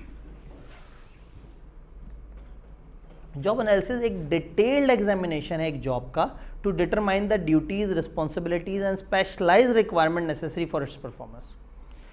Job analysis concentrate on what job holders are expected to do, मतलब ये समझना होगा कि इसने करना क्या है क्या, मकसद क्या है। It provide the basics for job description and employ specification. इसकी वजह से आपको बेस मिल जाती है जॉब डिस्क्रिप्शन की और एम्प्लॉय स्पेसिफिकेशन की। ये डिसीजन को, रिक्रूटमेंट, ट्रेनिंग, परफॉर्मेंस अप्रेजल, इन सारी चीज़ों को इन्फ्लुएंस करता है जॉब एनालिसिस। जितना अच्छा मुझे जॉब की समझ होगी उतना ही अच्छा मैं उस बंदे को एनालाइज कर सकूँगा कि जी उसने समरी अच्छी नहीं बनाई, अच्छा आदमी नहीं है। ये मुझे तब समझ आएगा जब मुझे पता हो कि इस जॉब की रिक्वायरमेंट क्या है। तो जॉब को समझना है। जॉब एनालिसिस कैसे होता है, आप बिजनेस डॉक्यूमेंट्स वगैरह देखते हैं। कई दफ़ा एक नई जॉब है तो आप सोचते हैं अच्छा ये बंदा क्या करता होगा, मार्केटिंग का इंचार्ज। तो आप देखेंगे मुख्तलिफ कंपनियों में क्या हो रहा है, आप मुख्तलिफ डॉक्यूमेंट्स उठा के देखेंगे, मुख्तलिफ किताबचे उठा के देखेंगे जी मार्केटिंग मैनेजर क्या करता है, किस तरह से। आप डिफरेंट मैनुअल्स देखेंगे कि अच्छा जी प्रोडक्शन का जो मैनेजर है वो क्या करता है, प्रोडक्शन का इंचार्ज होता है, सुपरवाइज करता है, फलाना करता है, फलाना करता है। आप रेलिवेंट मैनेजर से पूछेंगे। मैं कहूँगा डिपार्टमेंट वालों से, हाँ भाई आपने कहा हमें फ्रंट ऑफिसर चाहिए, क्यों चाहिए, क्या है ये क्या पोजीशन है, मुझे बताओ ताकि मुझे समझ तो आए। तो हम रेलिवेंट मैनेजर से पूछेंगे क्या की एक्टिविटीज़ हैं, उस बंदे का बाकियों से क्या कनेक्शन है। पिछला जो जॉब होल्डर है उससे पूछेंगे हाँ भाई तुम क्या करते थे। उसके बॉस से पूछेंगे जो ये करता था आप उससे मुतमईन हो या आपको नए बंदे में इसके अलावा भी कुछ चाहिए। तो कई तरीके हैं, आप जॉब होल्डर्स को ऑब्जर्व कर सकते हैं। तो जॉब एनालिसिस हो सकता है किसी एग्जिस्टिंग बंदे को देख के, जाते हुए बंदे से पूछ के, खुद से सोच के, किताबों को पढ़ के, या लोगों से पूछ के। तो कई सोर्सेज हैं जिससे आपको जॉब एनालिसिस के लिए चीज़ मिल जाएगी। तो आप एक जॉब को पहले एनालाइज करेंगे कि what this job is all about. Job analysis में जो इन्फॉर्मेशन गैदर हुई है उसको कुछ एरियाज में डिवाइड किया और बहुत अच्छा जॉब का पर्पस समझेंगे, इस जॉब का काम क्या है, असल मकसद क्या है। ये नहीं कि डे टू डे एक्टिविटी क्या है, इसका कोर पर्पस क्या है। The person is representative of the institution, ये इसका कोर पर्पज है। यहीं से हमें बहुत सारी बातें समझ आ जाएंगी। जॉब कंटेंट, उसमें ड्यूटीज और रिस्पॉन्सिबिलिटीज़ क्या हैं, अकाउंटेबिलिटी किसको रिपोर्टेबल है, क्या क्या उससे एक्सपेक्टेड है, परफॉर्मेंस क्राइटेरिया कब हम कहेंगे कि ये अच्छा काम कर रहा है, किसको जवाब देना है इसने, ऑर्गेनाइजेशन में ये पोजीशन कौन सी है, मिडल पोजीशन है, डाउन पोजीशन है, ऊपर की पोजीशन है, एग्जेक्टिव्स में आता है, दरमियान की मैनेजमेंट में आता है, लोअर मैनेजमेंट में आता है। कैरियर डेवलपमेंट, इस बंदे के लिए हम क्या ऑप्शन है, मतलब क्या ये एक ऐसी जॉब है जहां आके बस ये 25 साल तक नौकरी करता रहेगा, वहीं रहेगा, इसके पास क्या अपॉर्चुनिटी है, हमें पता होना चाहिए कि ये बंदा ग्रो करके मजीद फलाना जगह तक जा सकता है। इन्वायरमेंटल फैक्टर, इसकी क्या कंडीशंस होंगी, कितने आवर्स होंगे, किधर बैठेगा, क्या लोकेशन होगी, तो ये सारी चीज़ें हमें जॉब एनालिसिस बेहतर हमें पता लग जाता है, आइडिया हो जाता है कि हाँ भाई अब इस तरह से अब इस बंदे पे काम करना है। Clear? Then job description, job analysis का आउटकम, एक फॉर्मल डिस्क्रिप्शन है जॉब की जिस पे लिखा हो कि भाई ये जॉब क्या है, ये डॉक्यूमेंट किस दिन बना है, क्या क्या ड्यूटीज़ आपके ज़िम्मे हैं, कौन कौन सी रिपोर्टें बनानी है, किस किस वक्त जमा करानी है, कौन आपका बॉस है जिसको रिपोर्ट करना है, मसला हो तो इससे ऊपर आपने विसल कैसे ब्लो करनी है, आपने ऊपर वाले बंदे तक कैसे जाना है, कौन से की टास्क है आपके पास, इस जॉब के साथ क्या रिस्पॉन्सिबिलिटीज़ हैं, आपकी क्या अथॉरिटीज़ हैं, अब आपकी डिफरेंट, ये सारी चीज़ों को हम जॉब डिस्क्रिप्शन में समझने की कोशिश करेंगे। तो जॉब डिस्क्रिप्शन एक फॉर्मल सा डॉक्यूमेंट जो कि बहुत सारे लोगों का काम आता है और सबसे ज़्यादा काम आता है उस बंदे के जो पहली दफ़ा हमारे इदारे में आया है, जिसको हम कहते हैं भाई मुबारक हो तुम्हें जॉब मिल गई है, ये है तुम्हारी जॉब डिस्क्रिप्शन, तुम्हें पता होनी चाहिए अपनी JDs क्या हैं। ये अपॉइंटमेंट से पहले नहीं जॉब डिस्क्रिप्शन? अब अगेन अपॉइंटमेंट से पहले हम जॉब डिस्क्रिप्शन की बेस पे वो कर रहे होते हैं, हायरिंग्स या एडवर्टाइजमेंट्स वगैरह कर रहे होते हैं।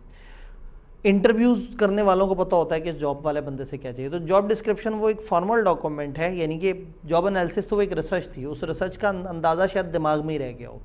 तो जॉब डिस्क्रिप्शन एक फ़ाइनल कागज़ है जो कागज़ रिक्रूटर्स के लिए, सिलेक्टर्स के लिए और शुरू में जब वो आए तो उसको असेस करने के लिए इस्तेमाल हो सकता है। तो ये तो वो भी इस्तेमाल कर सकते हैं जो अप्लाई कर रहे हैं obviously। हाँ, अब अगेन ये डिपेंड करता है कि हमें कितना ज़्यादा रिक्वायरमेंट है लोगों को पहले से समझाने की कि काम क्या है। अगर हम समझ रहे हैं कि अगर हमने 2-3 लाइनें लिख दी अखबार में और लोग आए और बाद में वो कहें हो अच्छा ये काम भी करना था, हमें नहीं पता था, तो कभी कभी कुछ ऐसी सेंसिटिव जगह जहाँ आप चाहते हैं कि लोग समझें कि क्या काम है, आप पूरी की पूरी जॉब डिस्क्रिप्शन उठा के अखबार में डाल देते हैं कि इस बंदे से ये 11 ड्यूटीज़ एक्सपेक्टेड है। तो ये डिपेंड करता है कि वो किस किस नेचर की जॉब है। कुछ नेचर की जॉब ऐसी होती है कि टाइटल से पता लग जाता है इसमें क्या करना है, और कुछ जगह आप चाहते हैं कि आप अच्छी तरह से समझाएं कि इस जॉब में क्या क्या है। डन। जॉब डिस्क्रिप्शन क्यों क्यों इस्तेमाल हो सकती है? एक तो जॉब होल्डर को दिया जा सकता है कि भाईजान ये देखो तुमने ये काम करना है। वैकेंसी एडवर्टाइजमेंट के लिए इस्तेमाल हो सकता है। जॉब होल्डर को क्या क्या पास उसकी क्या होना चाहिए, एम्प्लॉयर को पता लग सकता है अच्छा ये जॉब डिस्क्रिप्शन है तो बंदे में यही होना चाहिए। एंड देन उसकी इवैल्यूएशन के लिए, ये देखने के लिए वो अच्छा काम कर रहा है नहीं कर रहा, तो हम कहेंगे यार तुम्हारी JDs में 11 बातें लिखी हैं, 2 तो तुमने कभी नहीं की पूरी, तो इसकी बेस पे इवैल्यूएट भी किया जा सकता है। ये एडवर्टाइजमेंट के लिए भी इस्तेमाल हो सकती है। तो ये चंद पर्पजेज हैं जॉब डिस्क्रिप्शन के। डन। जी बिल्कुल। देखें, एम्प्लॉयर जो है जब उसे पता है कि ये एक जॉब है जिसकी जॉब डिस्क्रिप्शन है, फॉर एग्जांपल मुझे जॉब डिस्क्रिप्शन पता लगी कि एक बंदा बच्चों से डील करेगा, ऐसे करेगा वैसे करेगा, तो ये पढ़ के मुझे समझ आएगा कि अच्छा ये काम करने वाला बंदा तो उस तरह का होना चाहिए। अब जब मैं हायर कर रहा हूँगा तो मैं देखूँगा कि उस बंदे में ये वाली खसूसियात हैं या नहीं है जो इस जॉब डिस्क्रिप्शन के लिए चाहिए। तो जॉब डिस्क्रिप्शन आपको पर्सन को हाईलाइट करने में भी हेल्प करेगी। यूँ समझे पर्सन स्पेसिफिकेशन में भी आपको सपोर्ट मिलेगी। डन। फिर दूसरी चीज़ आ जाती है पर्सन स्पेसिफिकेशन। पर्सन स्पेसिफिकेशन यानी कि एक जॉब होल्डर से आपको क्या रिक्वायरमेंट हैं, क्या चीज़ें, पर्सन स्पेसिफिकेशन में क्या क्या लिखें, क्या क्या होना चाहिए पर्सन स्पेसिफिकेशन में। क्वालिटीज़ जो उसमें चाहिए हमें, वर्क एक्सपीरियंस, उसका previous work experience, relevant industry, education, age gender भी हो सकता है डिपेंडिंग अपॉन, हो सकता है एक जॉब ही ऐसी हो जो सिर्फ मेल के लिए हो, सिक्योरिटी गार्ड, तो हो सकता है आपको ये भी वो हो कि हाँ भाई वो मेल जेंडर हो, और एज भी बताई जा सकती है, 31 साल से ऊपर का बंदा ना आए, 35 साल से नीचे का ना आए, वगैरह वगैरह। तो उसकी सिटीजनशिप या फिलहाल सिटीजनशिप मतलब ये इस शहर का हो या इस तरह से करके। तो पर्सन स्पेसिफिकेशन में again education, qualification, training, experience, personal attributes, ये सारी चीज़ें जो है ये आ सकती हैं। अब जब पर्सन स्पेसिफिकेशन आता है तो हमारी किताब वाले अचानक से जज्बाती हो के एक दो थ्योरिस्ट को देखते हैं कि उन्होंने क्या बताया कि एक अच्छी पर्सन स्पेसिफिकेशन में क्या होता है। तो ऐसे में रॉजर ने 7 पॉइंट्स का प्लान दिया है। उसने कहा जी एक बहुत ही खूबसूरत पर्सनल क्वालिटीज़ की अगर मैं लिस्ट बताऊं जो कि एक पर्सन स्पेसिफिकेशन में होनी चाहिए, तो 7 चीज़ें आपको चाहिए। फिज़िकल मेकअप, अपीयरेंस कैसी हो उसकी, फिज़िकल हेल्थ कैसी हो, एज क्या हो, स्पीच क्या हो, हाइट क्या हो। शायद आपको फ़ौज में नौकरी देने के लिए हाइट भी चाहिए, शायद आपको सिक्योरिटी गार्ड की नौकरी देने के लिए आप कहें तगड़ा सा बंदा हो, सख्त जाबिर सा नज़र आता हो, तो आपको फिज़िकल मेकअप। फिर अटेनमेंट, उसकी एजुकेशन, रेलेवेंट मार्केट एक्सपीरियंस वगैरह। फिर उसकी इंटेलेक्चुअल कंपिटेंस, डिसीजन मेकिंग कर सकता हो, अच्छी जजमेंट कर सकता हो, प्लानिंग। फिर उसका स्पेशल एप्टीट्यूड, वर्बल रीजनिंग कैसी है, न्यूमेरिकल आउटपुट कैसा है, राइटिंग कैसी है, बोलता कैसा है, वगैरह वगैरह। फिर इंटरेस्ट कि क्या क्या एक्टिविटीज़ किस तरह से, कौन से जो एक्स्ट्रा करिकुलर में बहुत तेज़ हो, तकरीरें अच्छी कर लेता हो, वगैरह वगैरह। फिर उसकी डिस्पोजिशन, उसकी अडॉप्टेबिलिटी, क्या वो ओपन है, क्या वो लेट आवर्स तक काम कर सकता है, क्या अगर उसे दूसरे शहर भेजों से मसला तो नहीं होगा, क्या वो हमारी इस तरह की बात समझ लेगा।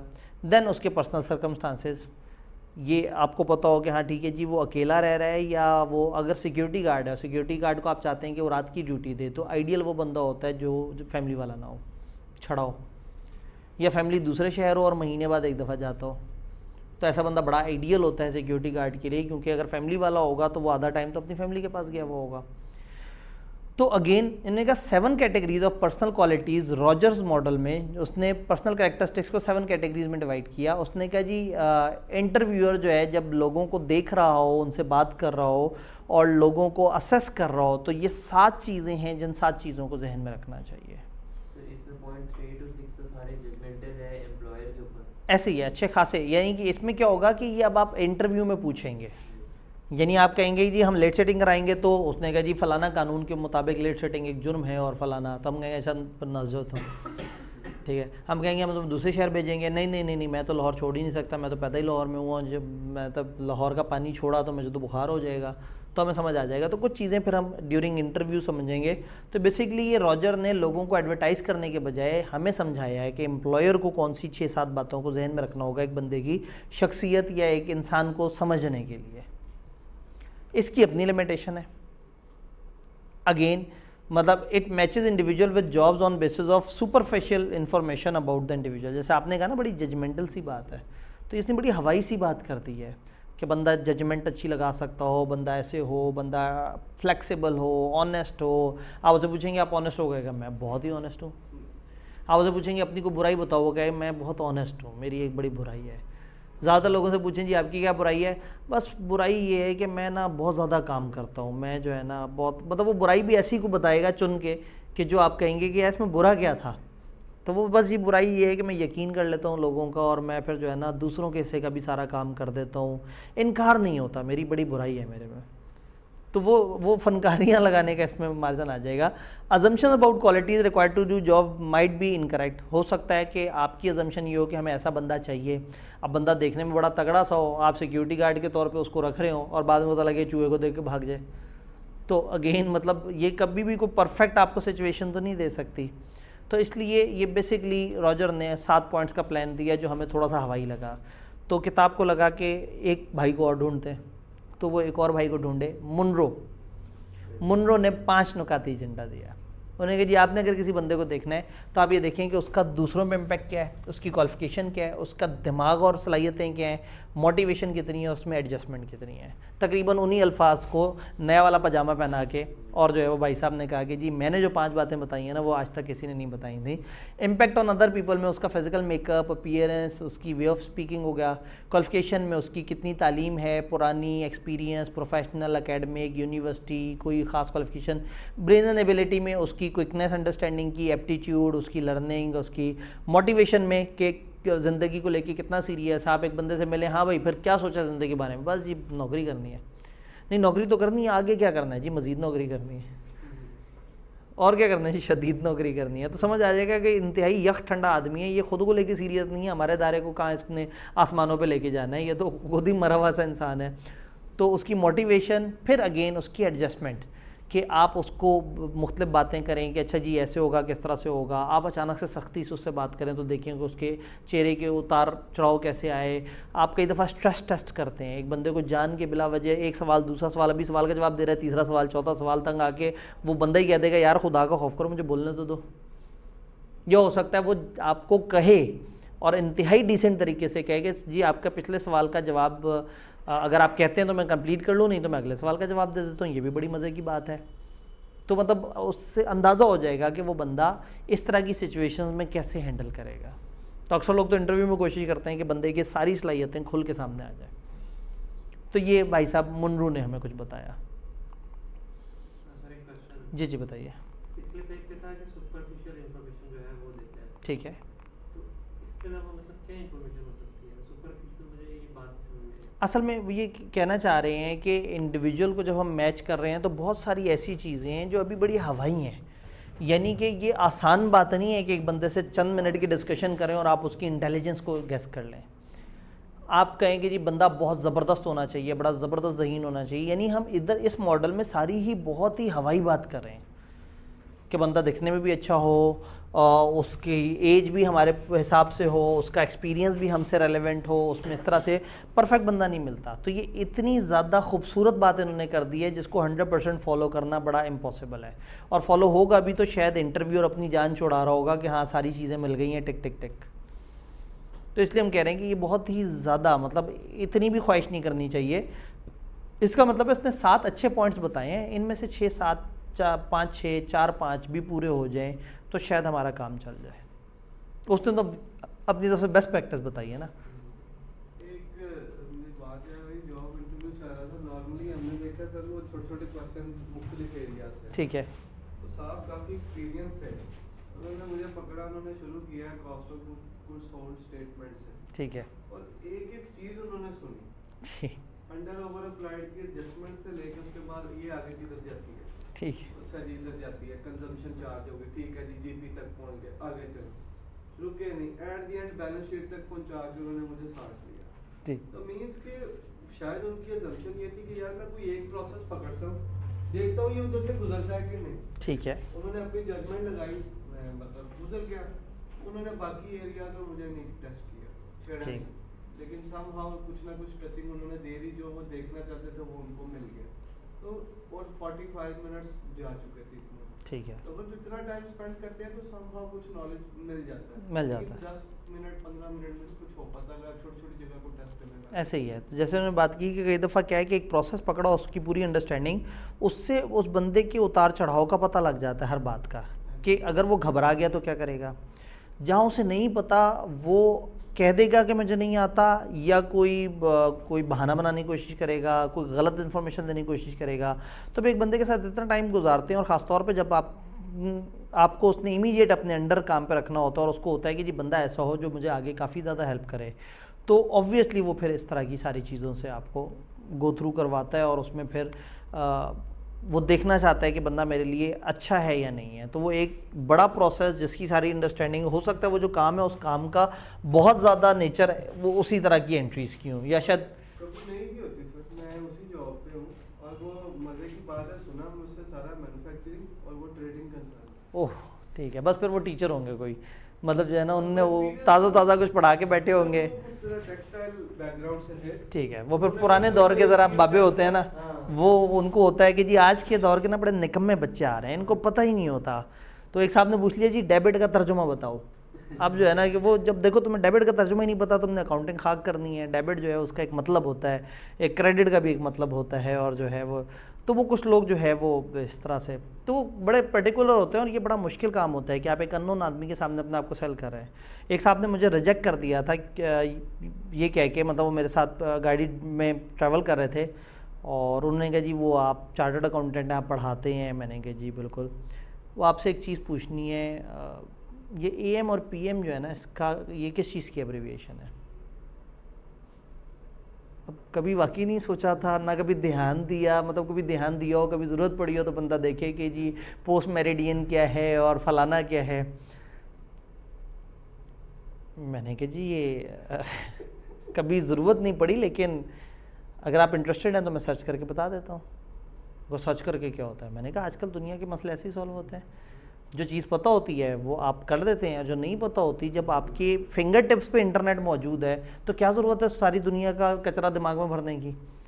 तो वो उन्होंने कहा कि नहीं है, मतलब जो है ना आजकल बड़े थके हुए चार्टर्ड अकाउंटेंट्स आ रहे हैं, ऊपर से आप टीचर भी हो तो आपको शर्म आती होगी अपने आप को टीचर कहते हुए।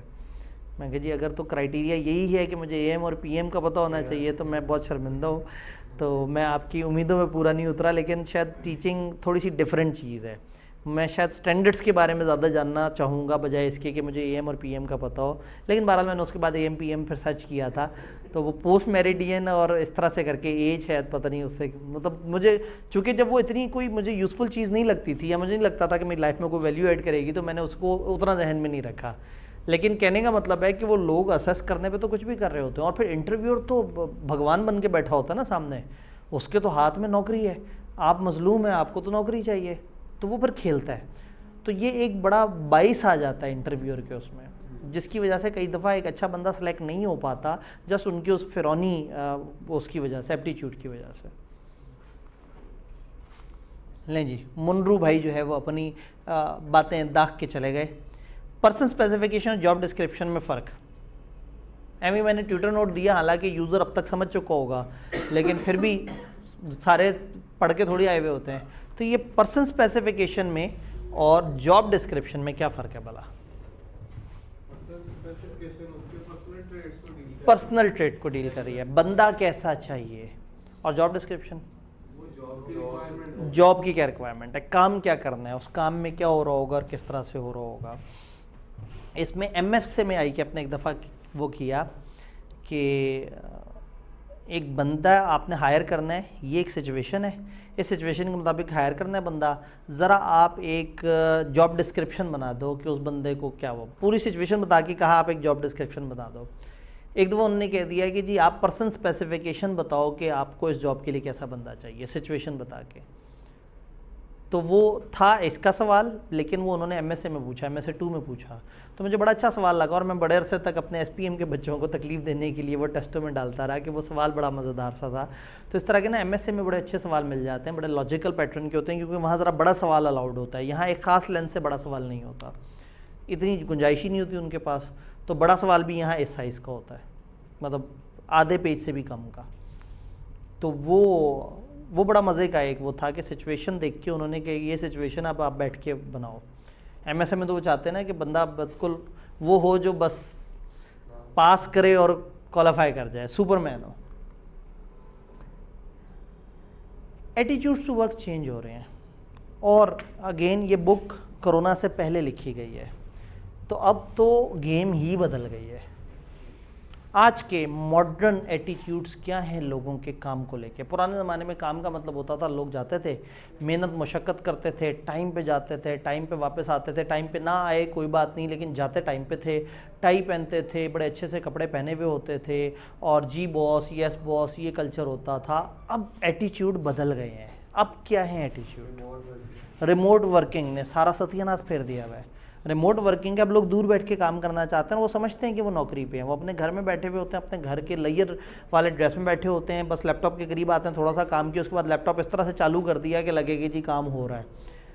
काम के बीच में काम को रोक के खाना खा लिया, फिर दोबारा से काम शुरू। घर में है कोई मेहमान वगैरह आ गया, उसके पास जाके चाय पी ली, हाँ भाई वो आप इस वक्त घर में? हाँ वो मैं जॉब पे होता हूँ। तो अभी क्या कर रहे हैं जी? मैं वो जॉब पे ही हूँ। साथ उसके चाय पी रहे हैं, उधर लैपटॉप जो है वो कुछ ना कुछ सामने स्लाइड खोल के बैठी हुई हैं, और जो है वो आपकी स्क्रीन शेयर हो रही है। तो वो एम्प्लॉयर किसी भी वक्त उसकी नज़र पड़ेगी, वो कहेगा लड़का सोच रहा है इस टाइम पे ना, स्लाइड के ऊपर कुछ ध्यान से सोच रहा है। तो गेमें चेंज हो गई हैं, घर से लोग काम कर रहे हैं। इंटरनल ऑडिट मतलब स्टैंडर्ड चार्टर्ड इतना बड़ा सेटअप है, उनका इंटरनल ऑडिट डिपार्टमेंट अभी तक आधे से ज़्यादा होम बेस्ड जॉब है। यानी कोविड के बाद, कोविड ख़त्म होने के बाद भी, कोविड के असरात काफ़ी कम होने के बाद भी उन्होंने बड़े अरसे तक अपने आप को रिस्टोर नहीं किया, and they were very happy. उनके कम खर्चे लग रहे थे। और उन्होंने इदारे में आहिस्ता आहिस्ता ये समझ लिया था कि अगर हम दूसरी ब्रांचेस से डाटा मंगवाएं तो वो डाटा भेज भी देते हैं, तो घर बैठ के और कराची बैठ के भी काम हो सकता है। क्यों हम इतने ज़्यादा महंगे खर्चे करते हैं कि दूसरे होटलों में जाएं। आप अगर कभी इस वक्त आप ट्रैवल करें, इस्लामाबाद एक एक्सेप्शन है, रावलपिंडी इस्लामाबाद, किसी भी बड़े शहर आप ट्रैवल करें, अब आपको होटलों में बड़े आराम से कमरा मिल जाता है और बहुत सस्ते में मिल जाता है। मतलब अगर आप पीसी कराची में बात करें तो आपको 11-12 हज़ार में भी अब कमरा मिल जाता है, जो सोच भी नहीं सकते थे। आज से 3-4 साल पहले 25 हज़ार का भी नहीं सोच सकते थे, अब मिल जाता है। क्योंकि वो लोग ज़्यादा बेचते थे, जो कंपनियों के पूरे पूरे डेलीगेट आके दूसरे शहर ठहरते थे, पूरा पूरा हफ्ता ठहरते थे, सारा कुछ है, वो गेम ही ख़त्म हो गई है। अब ऑनलाइन मीटिंग्स हो रही हैं, तो वो जिनसे कमाते थे लैयर के लिए तो नहीं, बड़े कम लोग ही कराची जाते हैं, और जो लैयर के लिए जाए वो रिश्तेदारों की तरफ ठहरता है। तो वो होटल्स वगैरह की गेम ही चेंज हो गई है, क्योंकि लोगों ने बिज़नेस ट्रैवल करने बंद कर दिए, वो सारा कुछ जूम पे हो गया सारा। तो एटीट्यूड चेंज हो गए हैं काम को लेके। अब काम को लेके लोग जो है, मतलब इस वक्त जो मेरा गेटअप है, शायद आज से 15 साल पहले टीचर नहीं सोच सकता था कि इन कपड़ों में वो क्लास में आके पढ़ाएगा। But now we are concern with कि मैंने अच्छा पढ़ाना है। अगर मौसम में सर्दी है तो मैं खामखा कुर्ता शलवार पहन के और ठंड में ठहरता फिर रहा हूँ कि नहीं जी टीचर जो है वो ज़रा डिसेंट नज़र आना चाहिए, तो मैं ऑब्वियसली मैं अपना आउटफिट उस तरह से रखूँगा। मैं सुबह से लेकर रात तक अगर बाहर निकला हूँ काम कर रहा हूँ, तो अब एटीट्यूड चेंज हो गए हैं। अब काम का मतलब है कि मैं क्लास में जो पढ़ा रहा हूँ वो अच्छा होना चाहिए, मेरे ड्रेस को बहुत ज़्यादा ही डिसेंट या बहुत ज़्यादा टीचर लुक का नहीं होना चाहिए। फर्म में लोगों की एटीट्यूड चेंज हो गए हैं। फर्म में टाइम पे जाना इंपॉर्टेंट नहीं है, काम करना इंपॉर्टेंट है। और जब काम होगा तो रात 3 बजे भी आप अपने घर बैठ के अपने सीनियर को ईमेल कर रहे होंगे, उसको चीज़ें भेज रहे होंगे। तो लोग अब पार्ट टाइम काम को पसंद करना शुरू हो गए हैं, लोग फ्लेक्सिबिलिटी को पसंद करना शुरू हो गए हैं, लोग थोड़ा सा ओपन हो गए हैं, लोग डिसेंसी को ख़त्म कर गए हैं। लोगों ने जो ऑर्गेनाइज सिस्टमेटिक टाइम टेबल होता था उसके मुताबिक काम करना छोड़ दिया। और क्या चेंजेस आई हैं? सर दौर भी ऐसा ही आ रहा है ना कि या तो मतलब वाइफ साथ कमाए तो काम चलता है, अगर वो भी नहीं कमा रही तो फिर आप कहते हैं कि पार्ट टाइम में साथ कुछ ऐड ऑन करना पड़ेगा। ऐसे ही अब दौर ऐसा आ गया है कि दोनों जो वो हैं पार्टनर्स हैं, लाइफ पार्टनर्स, उनको काम करना पड़ता है। और अगर दूसरा पार्टनर काम ना करे तो जिस तरह के खर्चे और जिस तरह का ज़माना है, एक पार्टनर को अपने आप को डबल शिफ्ट में लगाना पड़ता है। फिर क्या होता है कि कई दफ़ा वो अपना कुछ एक वर्चुअल काम इस तरह का पकड़ता है जो उसमें अगर वहाँ पे वो करना है कि हर वक्त कुछ ना कुछ हल्की फुल्की टाइपिंग होती रहे, तो काम पकड़ता है मेल मेंबर और फीमेल से कह देते हैं हाँ जी अभी तुम इस पर लगी रहो, वो भी खुश गिटमिट करती रहेगी, तो चलो ठीक है जी, दोनों बंदे जो है वो मिल वो कर रहे हैं। फिर अगेन जो पहले फीमेल की नौकरी को लेके मामलात होते थे कि नहीं जी तुम बाहर नहीं जा सकती, घर से बाहर निकलना गलत है, फलाना है, तो अब वो घर बैठ के कमा सकती है। जॉब डिस्क्रिप्शंस चेंज हो गई हैं, जॉब करने के तरीके बदल गए हैं। मतलब पुराने ज़माने में जो चीज़ें बुरी मानी जाती थी कि बच्चे हर वक्त कंप्यूटर पे बैठे रहते हैं, मोबाइल पे बैठे रहते हैं, अब लोग टिकटॉक से कमा रहे हैं, यूट्यूब से कमा रहे हैं, उल्टी सीधी सी वीडियोस बनाएंगे, नेट पे डालेंगे, जनाब वीलॉग बहुत चलता है जी फलाना। तो तौर तरीके भी बदल गए, दुनिया की जो जॉब्स हैं वो भी बदल गई, कमाने के ढंग भी बदल गए। तो एटीट्यूड टू वर्क्स बहुत ज़्यादा चेंज हो गए हैं। अब फुल टाइम पे बहुत ज़्यादा इंक्रीजिंग रिलेक्टेंस आ रहा है, और ये आई कि अपने कोविड से पहले लिखा था। तो अब तो लोग नौकरी क्या काम ही नहीं करना चाहते, अब तो काम छोड़ें, अब पढ़ना नहीं चाहते। कोविड से पहले लोग एक रूटीन में होते थे, आते थे क्लासों में। अब ये मतलब ये सीए फाइनल की क्लास है इतने से लोगों के साथ। मतलब कोविड से पहले जो है वो धड़ाधड़, मतलब वही बात है कि कोविड में जब हम लोगों ने हमें बंद करनी पड़ी थी फिजिकल्स, तो उस वक्त हम 650-700 के करीब स्टूडेंट्स को पढ़ा रहे थे सीए फाइनल में, जो फिज़िकली आते थे। वो सोचते नहीं थे कि जी ऑनलाइन क्लास होगी या कुछ, और ऐसा नहीं है कि ऑनलाइन चल नहीं रहा था, हम ऑनलाइन अलग से भी चला रहे थे, उसके एक अलग ऑडियंस थे। लेकिन क्या हुआ, ट्रेंड चेंज हो गए, और फिर लोगों ने कहा नहीं फिज़िकल का एक अच्छा सोल्यूशन ऑनलाइन है, सुस्त हो गए, अपने फर्म में बैठे बैठे लेक्चर मिल जाएंगे, फिर चलो घर में देख लेंगे, और घर ही देखना है तो अगले दिन देख लेंगे, और अगला दिन जो देखना है तो वीकेंड कौन सा दूर है, और जब एक वीकेंड को नहीं देखा तो कोई बात नहीं, अगले वीकेंड देख लेंगे, नहीं तो पेपर वाला जो महीना है उस महीने में तो हमने देख ही लेना है। चेंज हो गया, अप्रोच चेंज हो गई है। लोग वर्क फ्रॉम होम को पसंद कर रहे हैं, फ्लेक्सिबल वर्किंग को पसंद कर रहे हैं, पार्ट टाइम कॉन्ट्रैक्ट वर्क को पसंद कर रहे हैं। लोग कई दफ़ा अपनी इनकम को सेक्रीफाइस कर रहे हैं और वो क्वालिटी ऑफ लाइफ को बेहतर कर रहे हैं, डाउन शिफ्टिंग की तरफ जा रहे हैं। पहले ज़्यादा काम कर रहे होते थे, अब वो कहते नहीं अब हमने काम नहीं करना, अब हमने सैटरडेज ऑफ करना है। एम्प्लॉयर कहेगा तो सैटरडे ऑफ करोगे तुम्हें 20,000 कम मिलेगा, उसने कहा ठीक है रखो 20,000 अपने पास, एक वीकेंड का 5,000 बनता है ना, तो अगर मुझे 5,000 कम मिलेगा और मैं घर से ना निकला, मैं निकलूँगा पहुँचूँगा, मेरा पेट्रोल पे 500-700 रुपये लग जाना है, ख्वारी अलावा नहीं चाहिए सैटरडे। तो लोग अब ज़रा थोड़ा सा कैजुअल हो रहे हैं, तो एम्प्लॉयर्स के एटीट्यूड भी चेंज हो रहे हैं। Might expect you to remain with them only short time. अब सबको समझ आ गई, यानी अब कोई भी बंदा अगर जॉब पे रख रहे हैं तो आप ये सोच के रख रहे हैं कि सूनर और लेटर ये तो चला जाएगा। पुराने ज़माने में लॉयल्टीज़ होती थी, एक बंदा वो बताते हैं जी मैं तो 17 साल से इस इदारे में हूँ, मैं तो 25 साल से इस इदारे में हूँ, फलाना करके। यानी अभी जब ये सेटअप मैं कर रहा था तो मेरी साहिब साहब से मुलाकात हुई जो स्कैन्स के हेड हैं, तो मैंने कहा सर 9 साल बड़े ज़बरदस्त गुजरे, तो ही वॉज़ वेरी सरप्राइज। उसने कहा 9 साल गुजर गए, ये तो बड़ा ज़्यादा टाइम है, वरना तो 2, 2.5, 3 साल में टीचर आके 2 निकल जाते हैं।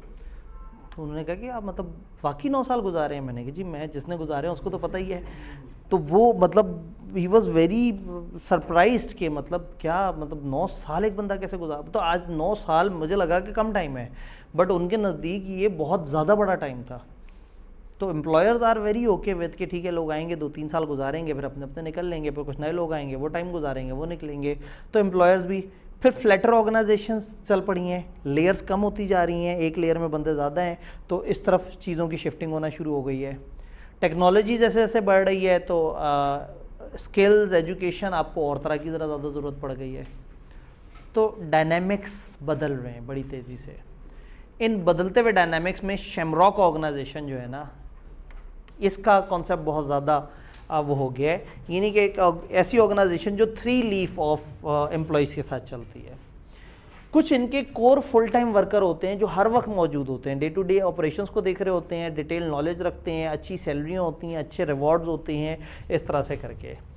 फिर इनके इन सोर्स वर्कर्स होते हैं, फ्लेक्सिबल वर्कफोर्स होती है, यानी कि पार्ट टाइम वर्कर या टेम्प्रेरी वर्कर होते हैं। जब ज़रूरत पड़ती है आप इन्हें बुलाते हैं, इनसे काम करवाते हैं, जब ज़रूरत नहीं होती आप इनको नहीं बुलाते। यानी फुल टाइम अपने कोर एम्प्लॉयज़, और कुछ ऐसे लोग जो कि हैं आपकी अपनी टीम के, लेकिन हर वक्त वो नहीं आते। जब आपको ज़रूरत पड़ती है आप उन्हें कहते हैं यार ज़रा आ जाना, अभी 3-4 दिन के लिए ज़रा ज़्यादा रश है, तो वो आ जाएंगे, 3-4 दिन नज़र आ रहे होंगे, 3-4 दिन के बाद फिर इधर उधर गायब हो जाएंगे। ये सेकंड लीफ है। और थर्ड लीफ है एक्सटर्नल आउटसोर्स सब कॉन्ट्रैक्टर्स, कि अगर आपको कोई काम, वो कुछ डिपार्टमेंट सब आप बनाते ही नहीं, आप कहते हैं अच्छा फलाना चीज़ है, फॉर एग्जांपल प्रोजेक्टर सेट करने का डिपार्टमेंट या प्रोजेक्टर की मेंटेनेंस का डिपार्टमेंट, अब हमें इन हाउस ज़रूरत ही नहीं है। हम महीने में एक दफ़ा किसी ग्रुप को बुलाएंगे, वो आएंगे, सारे प्रोजेक्टर्स को देखेंगे, कहेंगे हाँ ठीक है इनकी ये चीज़ इस तरह से चल रही है, इसमें इस चीज़ की ज़रूरत है। जो जनरेटर है, एक बंदा आएगा महीने में एक चक्कर लगाएगा, जनरेटर की ओवरऑल मेंटेनेंस करके चला जाएगा, तो आपको ज़रूरत ही नहीं है। हाँ, हमें कुछ इलेक्ट्रीशियन ऐसे चाहिए होंगे जिनके साथ हमारा अरेंजमेंट हो कि आपको जब बुलाएं आप आ जाएं, क्योंकि इलेक्ट्रीशियन का काम थोड़ा सा ज़रा ज़्यादा होगा। वो इंसोर्स्ड होंगे, लेकिन वो भी परमानेंट नहीं होंगे, ठीक है। उनको हमने रिटेनरशिप पे रखा हुआ होगा, ठीक है हम आपको महीने के इतने पैसे दे रहेंगे, लेकिन जब बुलाना है तो फिर आपने दौड़ के आना है। और चूँकि हमने फुल टाइम नहीं रखा तो हम पैसे ज़्यादा नहीं देंगे। और वो क्यों कन्विंस हैं, इसलिए कि उनको पैसे मिल रहे हैं, चाहे पूरे महीने काम ना भी हो, उनको आधे पैसे तो मिल ही रहे हैं।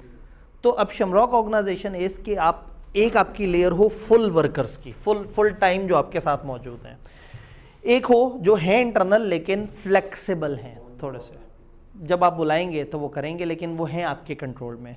और एक है बिल्कुल ही आप आउटसाइड सब कॉन्ट्रैक्टर्स बाहर के हैं, आप उनको एक्स्ट्रा पैसे दें, उनसे काम करवाएं, काम पूरा हो जाए उनको खुदा हाफिज़ कह दें, फिर दोबारा कभी काम पड़ेगा तो देखा जाएगा। तो ये ऑर्गेनाइजेशन अब आहिस्ता आहिस्ता बहुत ज़्यादा, ये फिनोमेना बहुत ज़्यादा बन गया है कि कुछ पक्के बंदे और कुछ मूवमेंट वाले बंदे।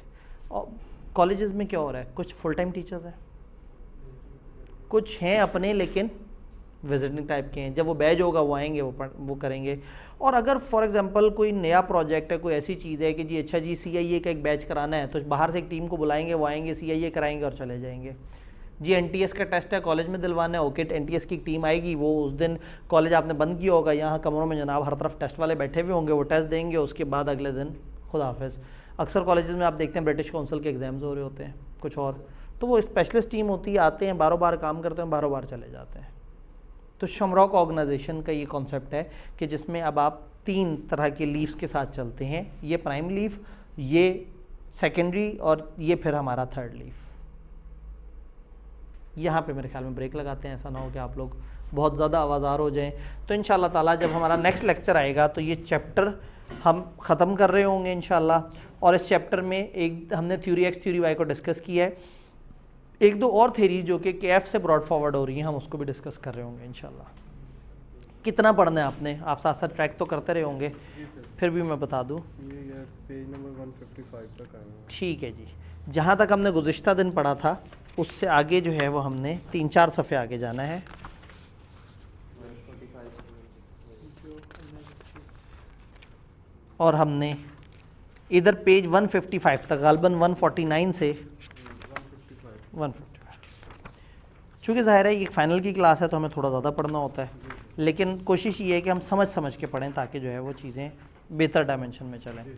तो नेक्स्ट जब हमारा वर्किंग डे होगा तो इस चैप्टर का जो फाइनल के कॉन्सेप्ट है वो इंशाल्लाह ताला हम ख़त्म कर लेंगे, और जो इसमें कैफ की ब्रॉड फॉरवर्ड थेरीज़ हैं उनमें से एक दो को जिक्र करके जितना हमें मौका मिलेगा, द नेक्स्ट डे जब हमारा आएगा तो हम अगला चैप्टर स्टार्ट करेंगे इंशाल्लाह। और इसमें से जो बच गई होंगी थ्योरीज़ उनको रख लेंगे कि जब जब कभी भी हमें मौका मिला हम उसको एक रीकैप दे दें, जो थोड़ी सी कम इंपॉर्टेंट है क्योंकि वो कैफ लेवल की थ्योरी है जिसको वो रीकैप दे रहे हैं इस लेवल पे। ठीक है जी, तो इंशाल्लाह ताला मिलते हैं, अपना ख्याल रखिएगा। और मैं सिम्बॉलिकली बाहर से घूम के आ जाऊँ। हम इतने अरसे से कहते आ रहे थे ऑनलाइन ही सब कुछ होता है, ऑनलाइन सब कुछ होता है, वो ऑनलाइन पे पक्के पक्के चले गए। नहीं, और ठीक है, वो मतलब वो झूठ भी नहीं है, सच्ची बात यही है। किसमें अकाउंटिंग नहीं, काउंसलिंग सेशन। नहीं। अच्छा ठीक है।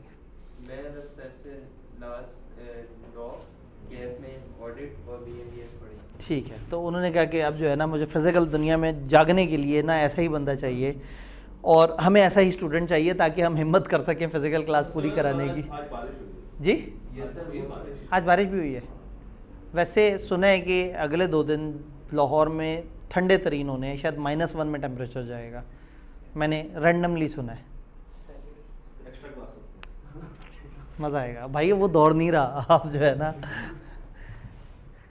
210 पढ़ा, घर जाके समरी एटलीस्ट सोने से पहले पढ़ ली, ये बड़ा ज़रूरी काम है। 15 मिनट लगेंगे लेकिन कम से कम एक दफ़ा ना आंखों से गुजर जाएगा। फिर वीकेंड पे आपसे चाहिए होंगे 3 से 4 घंटे, शायद 3 से 4 घंटे ज़्यादा बोल रहा हूँ, 2 से 3 घंटे, कि जितना हमने उस वीक में स्टैंडर्ड पढ़े हों वीकेंड पे एक दफ़ा उनको ओपन करके स्टैंडर्ड को हाईलाइट करना है, वो उन पैटर्न के मुताबिक। तो 210 ने प्री कंडीशंस की बात की, वो समझ आता है, एंगेजमेंट की टर्म्स की बात की, रेकरिंग हो तो क्या ख़ास बातें देखनी है, कंपोनेंट को ऑडिट कर रहे हो तो क्या ख़ास बातें देखनी है, और 3 तरह की कंसिडरेशन जो एडिशनल है वो। अब आपने नोट किया होगा कि कैफ वाले स्टैंडर्ड में कुछ डबल मसाला ऐड करके यहाँ पे स्टैंडर्ड चल रहा था। वहाँ एक बात होती थी तो यहाँ 3 बातें हैं, वहाँ 2 बातें होती थी तो यहाँ 5 बातें हैं। तो तकरीबन ऐसा है कि कैफ हमें सपोर्ट करता है यहाँ पे काफ़ी ज़्यादा, बट कुछ चीज़ें जो है वो नहीं है। अब आपने जिस टाइम पे ऑडिट पढ़ा है पता नहीं वहाँ 220 स्टैंडर्ड था या नहीं था, ये स्टैंडर्ड बाद में आया था, चैप्टर नंबर 2 में कैफ लेवल पे ऐड हुआ था। ऑनलाइन में हम लोगों ने एक तजर्बा किया जो बड़ा कामयाब रहा। हमने स्टूडेंट्स को कैफ की रिवीजन क्लासेस पोर्टल में डाल के दी और महीने के लिए हम उनसे दूर हो गए। हमने कहा जी आप महीने पहले कैफ की रिवीजन करें। वो बच्चे अपने अपने टाइम जोन पे जागते रहे, आहिस्ता आहिस्ता जब तक पढ़ाई का मूड बना उनका महीने बाद, तब तक वो कैफ की वो रिवीजन देख चुके थे। उसके बाद सीफैप बड़ा अच्छा हो गया। तो ये वाला तजर्बा यहाँ पे करने का मतलब था कि हम फ़िज़िकल रिवीजन कराएं, क्योंकि ये फ़िज़िकल क्लास थी। तो बहरहाल फिर चूँकि रमज़ान था आगे, तो फिर इसलिए यही सोचा कि बजाय इसके कि हम अभी 1 महीना उसमें गैप दें, पढ़ना शुरू करें और अचानक से रमज़ान सर पे आ जाए तो फिर मुश्किल हो जाएगा। तो इसलिए हमने फिर फ़िज़िकल क्लास को कर लिया। 210 से रिलेटेड कोई सवाल, कोई कन्फ्यूजन, कोई पॉइंट जो तंग कर रहा हो? क्वेश्चन से रिलेटेड है कि किस तरह के क्वेश्चन टेस्ट हो रहे हैं, किस तरह के क्वेश्चन टेस्ट हो रहे हैं। जैसे मैंने आपको बताया कि उन्होंने एक दफ़ा ये सवाल पूछा कि जी एक जजीरा है, उस जजीरे पे अकाउंटिंग के कुछ स्टैंडर्ड्स बने हुए हैं। अब आपने ये सिचुएशन को देख के आपने बताना है कि हाउ वुड यू डिक्लेयर कि वो एक्सेप्टेबल हैं या नहीं है। तो वहाँ हमें ओपन बुक जो है वो सपोर्ट करती है। हम ओपन बुक में गए और ओपन बुक ने हमें जो है वो चीज़ें वो कर दी। क्वेश्चन कैन बी कि एक सिचुएशन आपको बताएं और कहें कि बताएं आप एंगेजमेंट लेटर में क्या बातें लिखना चाहेंगे। तो आप पहले वो 5 बातें लिख देंगे, उसके बाद वो जो जजमेंट वाली बातें हैं उसको यूज़ किया जा सकता है। आईकेप की जो किट है वो रिसेंटली एक मैसिव रिवीजन से गुजरी। आईकेप को टास्क मिला कि किट रिवाइज होनी चाहिए, यानी आईकेप की किताब रिवाइज होनी चाहिए। उन्होंने सोचा कि हर चैप्टर के नोट्स को रिवाइज करते हैं और पास पेपर के सवाल रेलेवेंट जगह पर डालते हैं। उन्होंने थोड़ा सर्च किया कि क्या क्या ऑप्शंस अवेलेबल हैं। जिन्होंने अपडेट करना था उन्होंने सर्च किया तो पता ही लगा कि उनको एक टीचर की किताब मिल गई जिसमें 2 वॉल्यूम थे, वॉल्यूम 1 वॉल्यूम 2। वॉल्यूम 1 में नोट्स थे और वॉल्यूम 2 में पास पेपर्स थे। उन्होंने वॉल्यूम 1 के नोट्स उठाए और वॉल्यूम 2 में जो चैप्टर वाइज पास पेपर थे उनको उठा के उन चैप्टर्स के साथ डाल दिया। जब इस हरकत का थोड़ा सा पता लगा तो उसमें मैंने वैल्यू इनपुट करने की कोशिश की। मैंने ये कहा कि मैं इसमें हेल्प कर सकता हूँ रेलेवेंट सवाल को रेलेवेंट डाटा के नीचे डालने के। तो जो ओपन बुक सवाल है उसमें अगर एक स्टैंडर्ड की समरी चल रही है और एक सवाल आया है जो कि एक खास टॉपिक को डील कर रहा है तो वो सवाल उस जगह पे प्लेस है। अब आपने क्या करना है, ICAP की जो लेटेस्ट ऑडिट की किताब वेबसाइट पे पड़ी है उसे डाउनलोड करना है। पहले तो ओपन बुक को कैसे डील करना है उसके स्टेप्स देखने हैं तो आपको समझ आएगा कि वो हमारी किताब से इम्प्रेस हुए हुए बनाए हुए हैं। फिर उसके बाद जब आप नोट्स देखेंगे तो आपको लगेगा कि ये वाली किताब को पकड़ के किसी ने इसकी बुलेट सीधी करके पैराग्राफ बना दिया है, बुलेट्स गायब कर दिए, ठीक है। लेकिन खूबसूरत बात यह है कि उसमें जो बहुत प्यारी वैल्यू एडिशन है वो ये है कि 210 चल रहा होगा तो बीच में अचानक से सवाल आएगा और वो सवाल उस एरिया को डील कर रहा होगा जो उससे ऊपर है। तो साल पहले तक के ICAP के जितने पास पेपर्स थे सन 2008 से लेके साल पीछे तक के, वो सारे के सारे उस किताब में रेलेवेंट जगह पे प्लेस हुए हुए। सिर्फ इतना ही नहीं है, उनके ऊपर एक ट्यूटोरियल कमेंट्स भी हैं कि सवाल करने से पहले सोचना कैसे है, किन चीज़ों को जहन में रखना है और एग्जामिनर क्या आपसे एक्सपेक्ट कर रहा है। तो वो बहुत ही अच्छा एक वैल्यू एडिशन काम हुआ है। ये थोड़ी देर के लिए पॉज हो सकता है ना रिकॉर्डिंग।